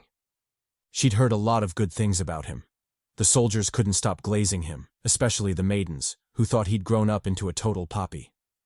Altham replied that Leo was faring well, albeit a little careless, but he was confident the boy would grow out of it soon enough. Intrigued, Catherine teased him for his dedication to Leo. He might say he was just guiding the kid, but they both knew he saw him as something like a younger brother. Altham didn't deny it but added that wasn't the only reason for his concern. Leo was dangerous. Out of all the Kimyos he'd ever seen, Leo's destructive power was unmatched. He was practically a walking sun. If not nurtured properly, he could become a serious threat to the entire human race. Catherine nodded gravely and changed the topic. It was time to discuss why she'd called him in. Another of Kane's military air bases had been discovered, and it was his mission to bring it down, including the 13 working carrier planes that had to be destroyed no matter what. They couldn't let Kane get his hands on them. It would be disastrous for their troops. As for who would join him on the mission, the answer was no one. Their forces were spread too thin. However, he could bring Leo along if he wished. Speaking of Leo, the moment he saw his master, he immediately started glazing. He bragged about his excellent battlefield performance, claiming that everyone considered him a hero. In fact, many believed he should get his own plane. To fight battles, of course, and not to pick up waifus. But if the opportunity arose, why shouldn't he? Altham ignored him and told him to get ready. With his recklessness, he wouldn't trust him with a can opener, let alone a fighter jet. Still, if he performed well on this mission, he might consider letting him fly on their way back home. Leo immediately lit up at the news, his eyes literally shining. He promised Altham he'd do his best, so his master better not go back on his word. Then, like an excited puppy, he scurried off to prepare. Busy with the task, he didn't notice someone creeping up on him. Only when they spoke did he realize their presence. That someone, unbelievably, was the maiden Elsa, now grown up and radiant as ever. And maybe it's just me, but she kinda looks like a dude. Wait, could this be a trap? Run, Leo, run. Or maybe stay. Depends on what you like. Leaning in, Elsa, the possible trap, kissed Leo and warned him not to die. If he foolishly got himself killed, she'd follow him into heaven just to beat his ass. Leo readily agreed, promising to make it back no matter what. But when he did, she better get ready with that sucky, because it was about to be a meat buffet in this bitch. Shifting scenes again, we're taken to the East Air Base, their target. After landing half a mile away, the duo of master and apprentice made their way toward the base. Though it was crawling with enemies, just like this bootleg Black Wolverine, or Blackarine, the pair made quick work of them, slaughtering their way to the destination. However, when they arrived, things took an unexpected twist. The countless civilians previously reported missing were all imprisoned there, for reasons unknown. Too young and inexperienced to grasp the gravity of the situation, Leo grinned widely, already picturing the rewards and fame. If he managed to complete the mission successfully, forget the merits. Who knew what freaky shit Elsa might do to him? To that, he could only say, "Arigato gozaimasu." Altham, on the other hand, was sharp enough to know this didn't bode well. If that bastard Kane was taking hostages, there had to be a reason, and it sure as hell wasn't a good one. They had to report back to HQ, but first, a little more investigation was in order. Sneaking deeper into the base, they aimed to uncover more secrets, but what they found instead left them terrified. Right there before them stood the source of their nightmares, the devil himself, the publicly acknowledged strongest Kimyo to ever walk the earth. Kane, the demon Kimyo. Horrified, Altham almost shit his pants. He racked his brain, trying to figure out how this was possible. Wasn't Kane supposed to be overseas? Then why was he here, in such an unassuming airbase of all places? He didn't know what was going on, but one thing was certain. They had to get the hell out of there. Kane the demon wasn't a foe they could handle, especially not on their own. Thus, without hesitation, they quickly fled, radioing back to headquarters for reinforcements. After chopping it up with the big dogs at HQ, specifically the muscle mommy Catherine, an order was swiftly passed down. They argued that meeting Kane, although extremely dangerous, was too much of an opportunity to pass up. The best course of action was to mobilize the entire army and besiege him. Hopefully, they'd stand a chance at bringing down the menace for good. Regrettably, things weren't that simple. At the rate the planes were loading up, Kane would be gone in 30 minutes, let alone the hour needed to assemble the army. Thus, if they needed to force him to stay and later implement the siege tactic, Leo and Altham would have to stall for time, meaning the two of them would be facing off against Earth's mightiest Kimyo. Realizing this, a crazed grin spread across Altham's face. To face off against the strongest and hopefully not die. Could there be a better legacy than that? And even if they did die, could there be a better death for war dogs like them? He welcomed the challenge. His fighting spirit surged. Acting on that hype, they set to work. First blitzing the shit out of Kane's men. The group of normies didn't even react before they were stabbed in the head. Next came Kane, but the strongest Kimyo wasn't an easy nut to crack. The second the attacks landed, he was already moving, preparing a counterattack. With seamless ease, he flicked his hand, effortlessly squashing Leo's fireball. The attack couldn't even get close before it was intercepted and snuffed out like a candle in the wind. Enter the strongest talent, Thanatos, a psychic-type ability. The exact details had never been accurately recorded, but the general consensus was that it was powerful as fuck. When wielded correctly, it supposedly had the power to end all life on Earth and anywhere else. In short, Kane was him. And so long as he lived, he'd undoubtedly be the biggest cheek clapper on the planet. Back to the fight. Kane finally broke his silence. His voice was grating and layered, sounding like 1,000 souls talking simultaneously. If that's hard to imagine, picture me and my 1,000 huzz whispering in your ear. Because, as we all know, I get bitches. Anyway, with that grating voice, Kane asked who they were. The army? Feeling the pressure and trying to diffuse the tension, the duo replied jokingly that they were evangelists, here to chat about their Lord and Savior Jesus Christ. And if he wasn't of that religion, he should forget the joke and come at them. Kane said, "Bet," and squared off, finally giving a full view of his magnificence. Turns out he was a 7-foot behemoth, which, in my opinion, is unnecessary. No one needs to be that tall, especially if he's already this cool looking. Come on, can he leave some maidens for us? How are short kings like us supposed to clap with such competition? Anyway, Short King rant aside, the face-off continued. Through his weird demon-like face, Cain demanded an answer. Were they from the army or not? Or alternatively, were they just two random soldiers who'd snuck in to pledge allegiance to the mighty him? Altham replied that they were neither. They were just two reckless fools who'd come in search of a good fight, and, if necessary, a good death. Cain picked up on their sarcasm and decided not to waste any more time. He stretched out his hand and activated his talent, Thanatos. Loud warning bells sounded in the duo's minds, forcing them to dodge frantically. In the spot they'd once stood, a huge explosion carved out a massive crater. The duo sighed in relief, but Cain wasn't done. With another flick of his hand, the ground tore apart, writhing to life like it had a mind of its own. Their target was Leo, dazed and confused by the absurd changes. Just as the wave-like concrete was about to smash him whole, Leo finally snapped out of it and evaded successfully, using his Ilios talent to propel forward and barely save himself.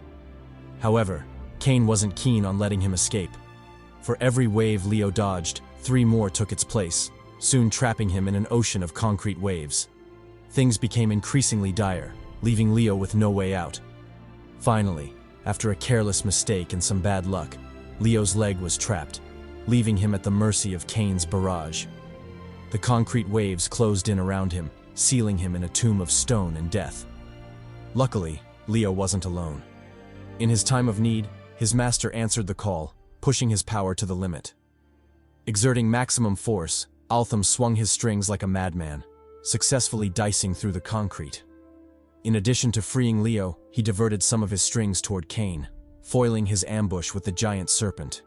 Thus, Leo was free, and once again ready to wreak havoc on the battlefield. Without hesitation, he charged Cain, shooting flame bursts through the air. As he did, Altham gave him more intel about Cain and his Kimyo talent, Thanatos.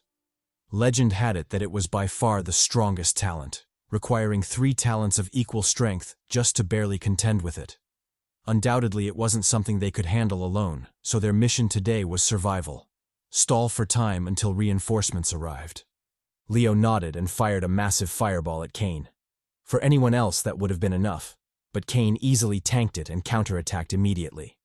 From the flames burst out the serpent, lunging for Leo's face. The sudden ambush scared the shit out of him, leaving little time to react, but luckily his reflexes were strong, barely enabling him to dodge at the last second. Seeing this, Altham shouted a worried reminder, "Don't get bitten by the serpent." He explained that the serpent was part of Cain's skill, and getting bitten by it was the same as having your soul sucked. Pause. Seriously though, the serpent was Cyberus, the Great Serpent, and its power was to absorb any soul for its master Cain. Realizing Altham had more intel on him than he'd thought, Cain spawned before them, hands ready to attack. He wasn't particularly worried about the two, but a quick resolution was wise. Thus he activated his ability again, ready to blow the duo to smithereens. The two could only grit their teeth and fight desperately, buying time for the reinforcements. Speaking of reinforcements, we shift back to the main camp where a whole battalion was assembling. Leading them was the familiar Colonel Catherine Forbes, #1 muscle mommy and certified war maiden of the army. With her trusty, low-key, super cool war axe in hand, she gave orders to march.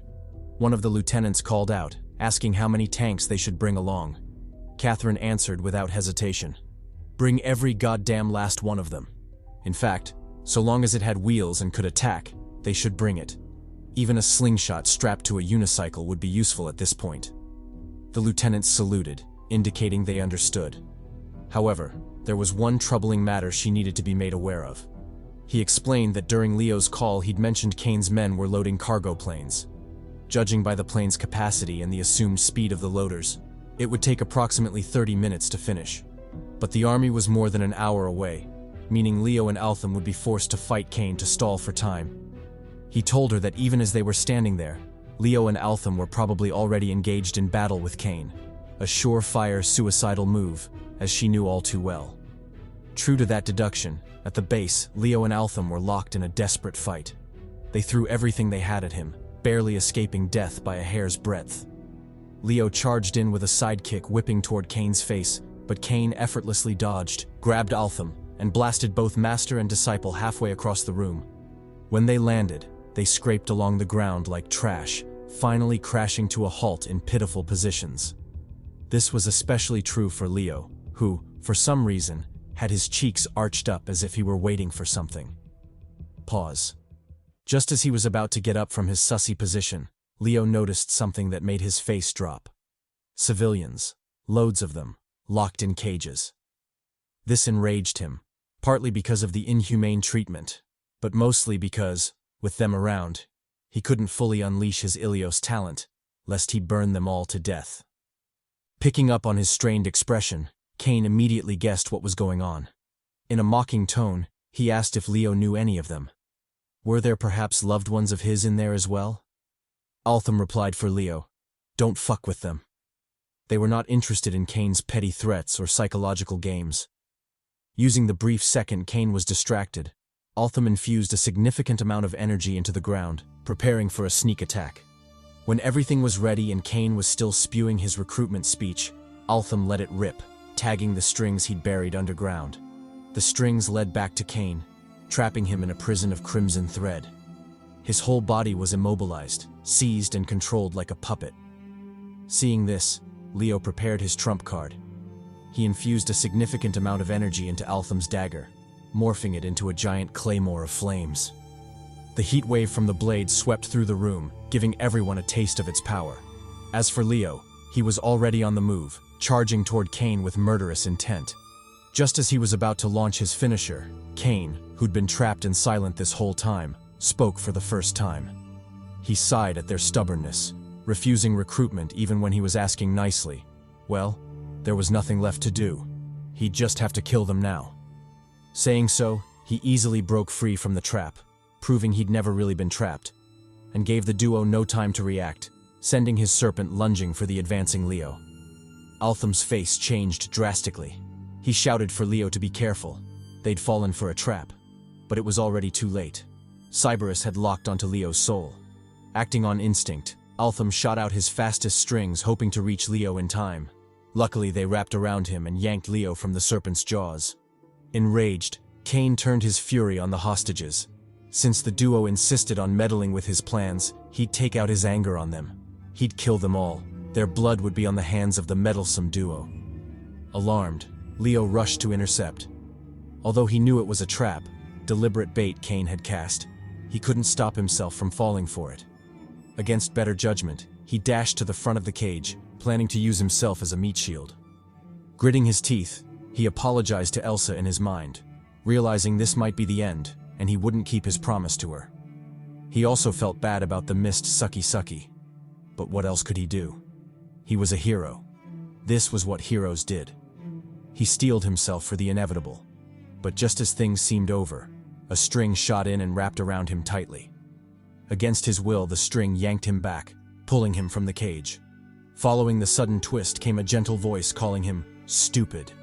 Did he really think they'd let him sacrifice himself? To this, Leo cried bitterly, telling Altham not to do it. This was his sacrifice to make. Altham ignored him and continued to pull, then with steady resolve stepped up to take his place. He told Leo to live on. This wouldn't be where he died. His purpose in life was grander than Altham's, so he had to survive no matter what. With tears in his eyes, he told Leo he would be the hero to save the world, and that guiding him and standing beside him as a brother were the greatest moments of his life. Finished with his tearful goodbye, he roared at Kane to come at him. If Kane wanted to harm the hostages, he'd have to get through Altham first. Kane sneered at the pitiful resistance, calling it a meaningless sacrifice.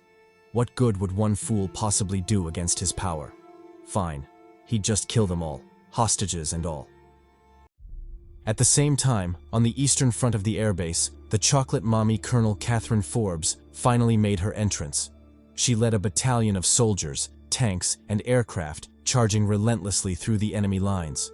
With firm resolve, but visible worry in her eyes, she urged the soldiers to get a move on, reminding them that two of their own were in danger. If they slacked off and caused the deaths of Leo and Altham, she'd personally crush them to death with her thick thighs. Speaking of thick, was it just me, or is she looking mad thick in this panel right here? There was honestly no reason to give her this much cheek real estate, but hey, I'm not mad at it. Now, back to the story.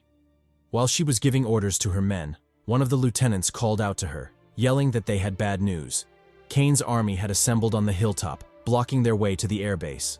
Frustrated, Catherine clicked her tongue in annoyance and ordered her men to charge forward. A few rogue soldiers couldn't do shit to stop their advance. Meanwhile, back at the airbase, the aftermath of Kane's attack finally became visible. The whole base was a mess, completely destroyed, with the only intact place being the cage Altham had protected. He'd shielded it from Kane's wrath, but the same couldn't be said for his own flesh. His body had been cleaved in two, Gojo style, with his torso and legs chilling side by side. The scene was beyond heartbreaking, especially for Leo, who knelt defeated, mourning the death of his mentor and brother. Kane, on the other hand, didn't give a damn, and continued dissing the shit out of the slain Altham. He called him weak, with a brittle body, as expected of a lesser Kimyo. If he was that weak to begin with, he shouldn't have meddled in the affairs of the big dogs such as himself. Hearing this, Leo roared in rage. He yelled out Kane's name, pain and fury evident in his tone. Like an exploding supernova, he burst into flames, his embers scorching the entire room. Nevertheless, Kane still watched on with that same unbothered, deadpan look on his face. It was clear he didn't consider Leo a threat at all, just an insignificant bug he could crush at any moment. True to this, he leisurely gave Leo some lore about his powers. Turns out the history of the four great powers held more significance than Leo had imagined. They were, surprisingly, the very first supernatural powers to ever exist on Earth. Back in ancient Greece, before the concept of Kimyos even existed, four brothers developed the abilities that would later be termed Kimyo talents. They were Thanatos, Ilios, and two more whose identities remain mysterious for now. In a sense, the talents were siblings to each other, forever linked, and the only ones capable of truly rivaling one another.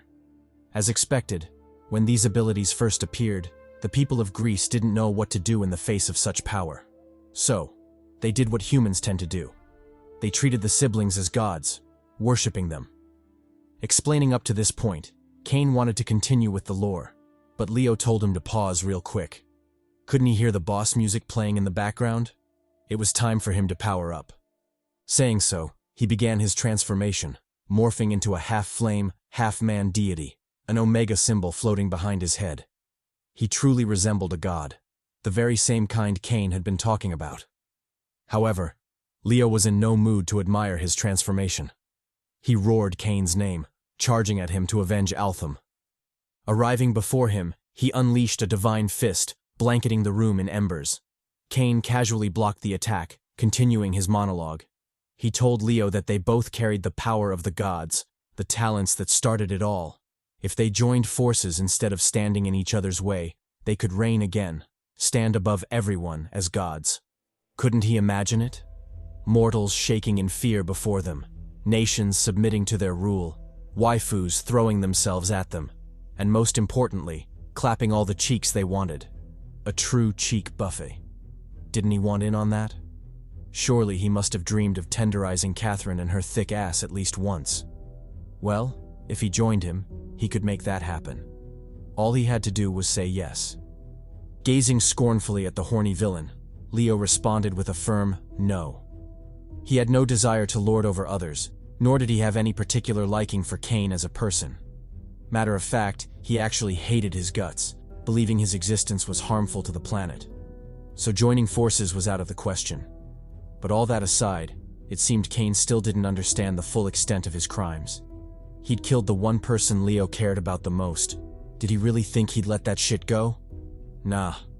He was about to go mucho loco on his ass. Saying so, he entered his second transformation, morphing into a blue flame, winged angel of destruction. His aura became overwhelming, crushing and scorching the ground beneath him. Unfazed, Kane told him to come at him. He would make him understand the foolishness of defying him, of turning down the blissful life of Huz he'd planned for them. Leo said bet and charged forward, his thirst for revenge overshadowing his lust. Although he knew he stood no chance against Cain on his own, he was still ready to give his life in that fight. For the sake of the world and all those he cared about, he was ready to make that sacrifice. Cain welcomed his charge with obvious disdain, taunting that his death would be just that, death. There would be no honor to his sacrifice. Elsewhere, as the two titans went at it, Catherine was leading her troops through a difficult battle. She led the charge at the front, swinging her giant axe at a tank. With a deafening explosion, the tank was blown to bits, obliterating all enemies inside. Then, without so much as a glance backward, she continued her charge, yelling for her men to push through. Back in the warehouse, the battle against Cain had reached its climax. Leo's attacks finally reached him, breaking through his defenses and advancing for his face. This surprised Cain, as he hadn't anticipated Leo ever breaking through. Flustered, he ordered his serpent to attack, commanding it to devour Leo's soul. The serpent obeyed without question, biting into Leo's arm. It began its devouring process, delighting Cain, who couldn't help but mock Leo. He called him a fool for turning down his offer. Now the only future he had was to be devoured and turned into a soul slave. He really should have picked the huzz and godhood when he had the chance. But just as Cain was feeling himself, he suddenly realized something was gravely wrong. Leo had set a trap, and he'd walked right into it. The bastard had anticipated Cain dropping his shield to attack him, and had prepared precisely for that moment. Now, with his shield down and his serpent occupied, he was particularly vulnerable to a counterattack from Leo, one Leo viciously delivered. Blue flames blossomed in his arms, and he clawed forward, striking the shit out of Cain. The pain and flames sent him reeling, causing him to scream in agony. Reacting quickly, he unleashed a shockwave, pushing Leo away from his body. He managed to salvage some of the damage, but the critical hit had already been dealt. As for Leo, he was sent flying like a rag doll, crashing pathetically beside the hostage cage. When he came to his senses, he took one glance at the hostages and immediately knew what he had to do. He told them to hang tight. He'd get them out of there. Then, without further delay, he dug his feet into the ground, flexed his rock-hard abs, and pushed with all his might. Thanks to the boost from his flames, he managed to push the cage out of the building, saving the civilians trapped inside. Meanwhile, on Cain's side, things had taken a drastic turn. The critical wound had grown worse, releasing all the souls he had trapped inside him. Since he was a being made of souls, this was undoubtedly a lethal wound. Panicked and frustrated, he yelled at his general, Hitler, the Führer, asking when the plane would be ready. Hitler replied that the plane was ready. All they had to do was get the hell out of there. And so, the duo boarded the plane, disappearing from the airbase in an instant. After they left, Catherine finally broke through to the airbase. She led her men in one final charge, prioritizing the rescue of civilians over finding Cain. After some diligent effort, she rounded up everyone, including Leo, who had passed out after saving the hostages. Of course, by then, Cain was long gone, halfway to wherever the hell he was going with Hitler. As for the hostages, all of them were successfully evacuated, with everyone from the missing persons list accounted for. When everyone was set to move out, the only one still left was Catherine, holding Leo in her arms while mourning Altham's death. I don't know what kind of relationship they had, but judging by the tears, the dead homie was definitely tapping that. And another side note, the artist really did Leo dirty in this panel. Goddamn. Fast forward to a month later, we're taken to the San Fernando General Hospital. In a room housing the valiant Papi Leo, 3 soldiers walked in with news. They reported that Cain was dead, supposedly succumbing to the injuries Leo had inflicted. Because of that, both he and Altham were regarded as heroes, forever celebrated and given medals for bringing down the great evil, Cain. After that, everyone started treating him like some kind of savior. But in truth, he didn't feel like one at all. The flames that were revered by all, a symbol of power and hope, were nothing more than burdens to him, as they reminded him of a past he very much wanted to forget. A past where he couldn't save the one person who had saved him, his brother and mentor, Altham. Truly sad indeed, but let's quell that sadness with a bit of lore about the Kimyo world. According to publicly disclosed records, there are 3 ways a person can become a Kimyo. First is through a talent transfer. The individual who possesses the talent with enough experience and training, has the ability to mentally transfer their Kimyo talent to another, though the process comes with severe consequences. The worst of which being that the process is fatal, meaning the second you pass on your talent, you immediately die.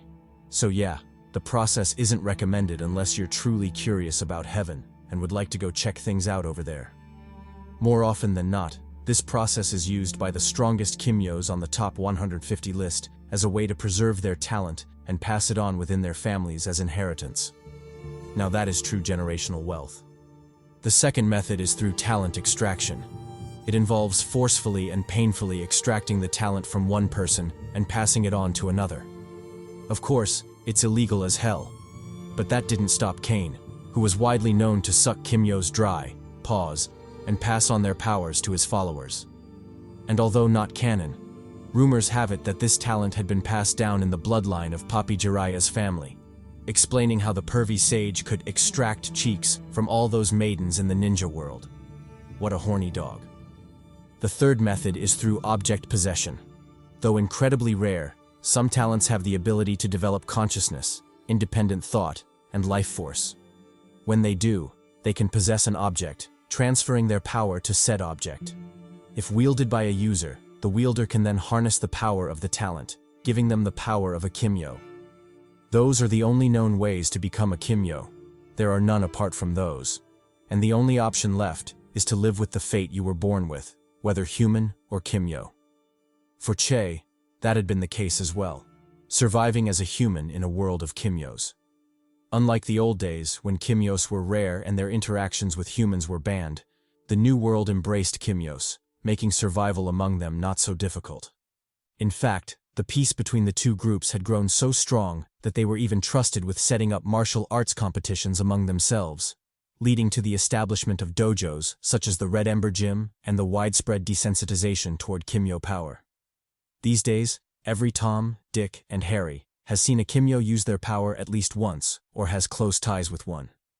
Kimyos are no longer a big deal. Most people tend to forget, or even ignore, that these superhumans with incredible power walk among them every day, brushing past them in the streets. However, the same couldn't be said about the past. Back then, Kimyos were rare as hell, and any encounter with one was an event worthy of being recorded in a history book. To fully explain this, we flash back to 1815, to the Battle of Waterloo. And yes, I know what you're thinking. This story does have way too many flashbacks. It's like watching Inception, a flashback within a flashback within another flashback. Or more accurately, reliving the trauma of your ex bringing up old shit whenever you argue. Curse that bitch. Anyway, during that time, unlike now, where the Kimyo population makes up a third of all people, Kimyos were incredibly rare, and most battles were won by human effort alone. Just like the current battle, where Napoleon and his forces had the 7th Coalition and the Prussian army on the ropes. After enduring Napoleon's genius tactics and bombardments, the Allied forces couldn't take it anymore and called out to their commander, Blücher, for help. They'd already been pushed to the trenches. Wasn't it about time they retreated? Or at least sent for the Reaper for reinforcement? Blücher replied that he'd already done so. The call for reinforcements had been sent a long time ago. They just had to wait for the Reaper and hope that he deemed their cause worthy of intervention. Elsewhere, at the rear, the other commander, Duke Arthur Wellesley, was discussing tactics with his men when a messenger arrived. After catching his breath and bowing to the commander, he reported that things weren't looking good on the battlefield. The conqueror Napoleon had called for reinforcements, and his army was slowly overwhelming their forces. Blücher was asking for their support as well, specifically requesting the Reaper, because only he could turn the tide at this point. Arthur sighed in reluctance, but ultimately he knew what had to be done. Although he didn't want to use this card, Napoleon had forced his hand, leaving him no choice. He called out to the man sitting behind him, telling him it was time to enter the battlefield.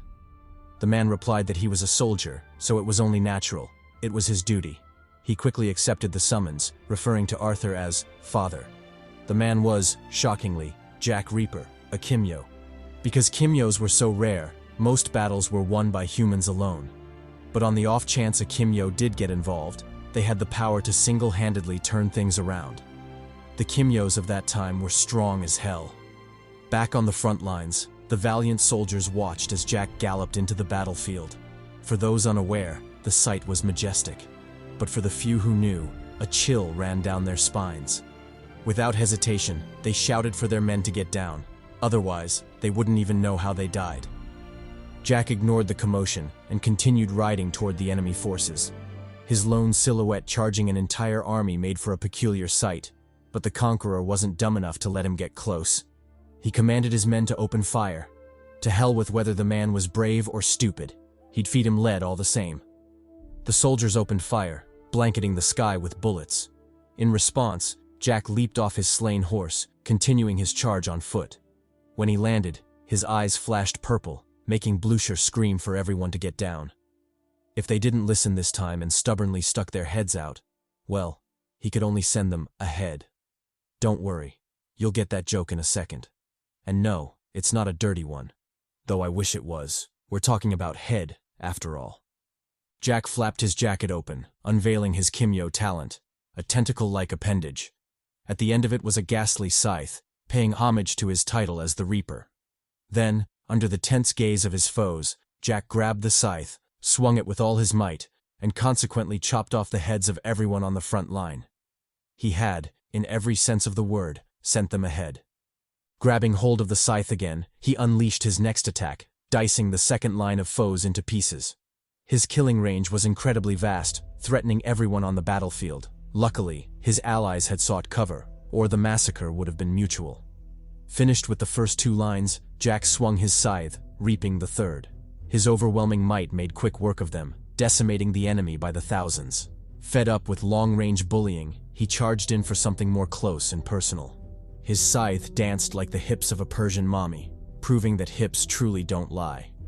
In this case, it was a dance of death. With every swing, life was extinguished. A soldier frantically reloading barely blinked twice before the man on his right was yeeted by a scythe. The same thing happened to the man on his left, leaving him shaking with fear. In his final moments, as he watched Jack the Reaper dash out of the fog like they were playing Assassin's Creed or some shit, he couldn't help but curse his luck for being born in this flintlock era. If he'd been in the modern era, he would have introduced Jack personally to a beauty called the automatic rifle, thoroughly cooking his ass. While Jack was wreaking havoc on the battlefield, butchering soldiers like he was slaughtering chickens, Napoleon finally realized the gravity of the situation. He stood dazed, pupils dilated, wondering what he was seeing. But just as he was about to order a retreat, the executioner's blade came swinging down, dicing the hell out of him. And so, the Battle of Waterloo ended, with Napoleon slain by the blade of the infamous serial killer, Jack the cheek-clapping Reaper. As the flashback draws to a close, the speaker, who I'm assuming is Chi, stresses that although Kimyos were rare back then, they contributed significantly to the peace the current world now enjoys. They fought for that peace with their lives, even though they were forced to do so from the shadows. In contrast, the modern world has grown to embrace Kimyos. Coexistence with humans is now commonplace, with most not even thinking twice about it. Of course, this is partly due to the efforts of the government, but mostly due to the nature of Kimyo talents. Segregation simply isn't possible, as Kimyos can be born in any family, even those writing the laws or harboring bias. In such cases, both groups have no choice but to get along. Doing otherwise might very well mean alienating a loved one. In addition, coexistence with Kimyos comes with advantages. Some of their powers are so incredibly useful to society that entire industries would crumble without them. They've become so integral that life itself wouldn't function properly without their contributions. Reflecting on this, the speaker, again, presumably Che, hits us with some worldly wisdom. He says, "As you walk your path in life, make sure to protect the brother walking beside you, because their journey led them to you. And another thing, don't be lazy. Go out there and get bitches.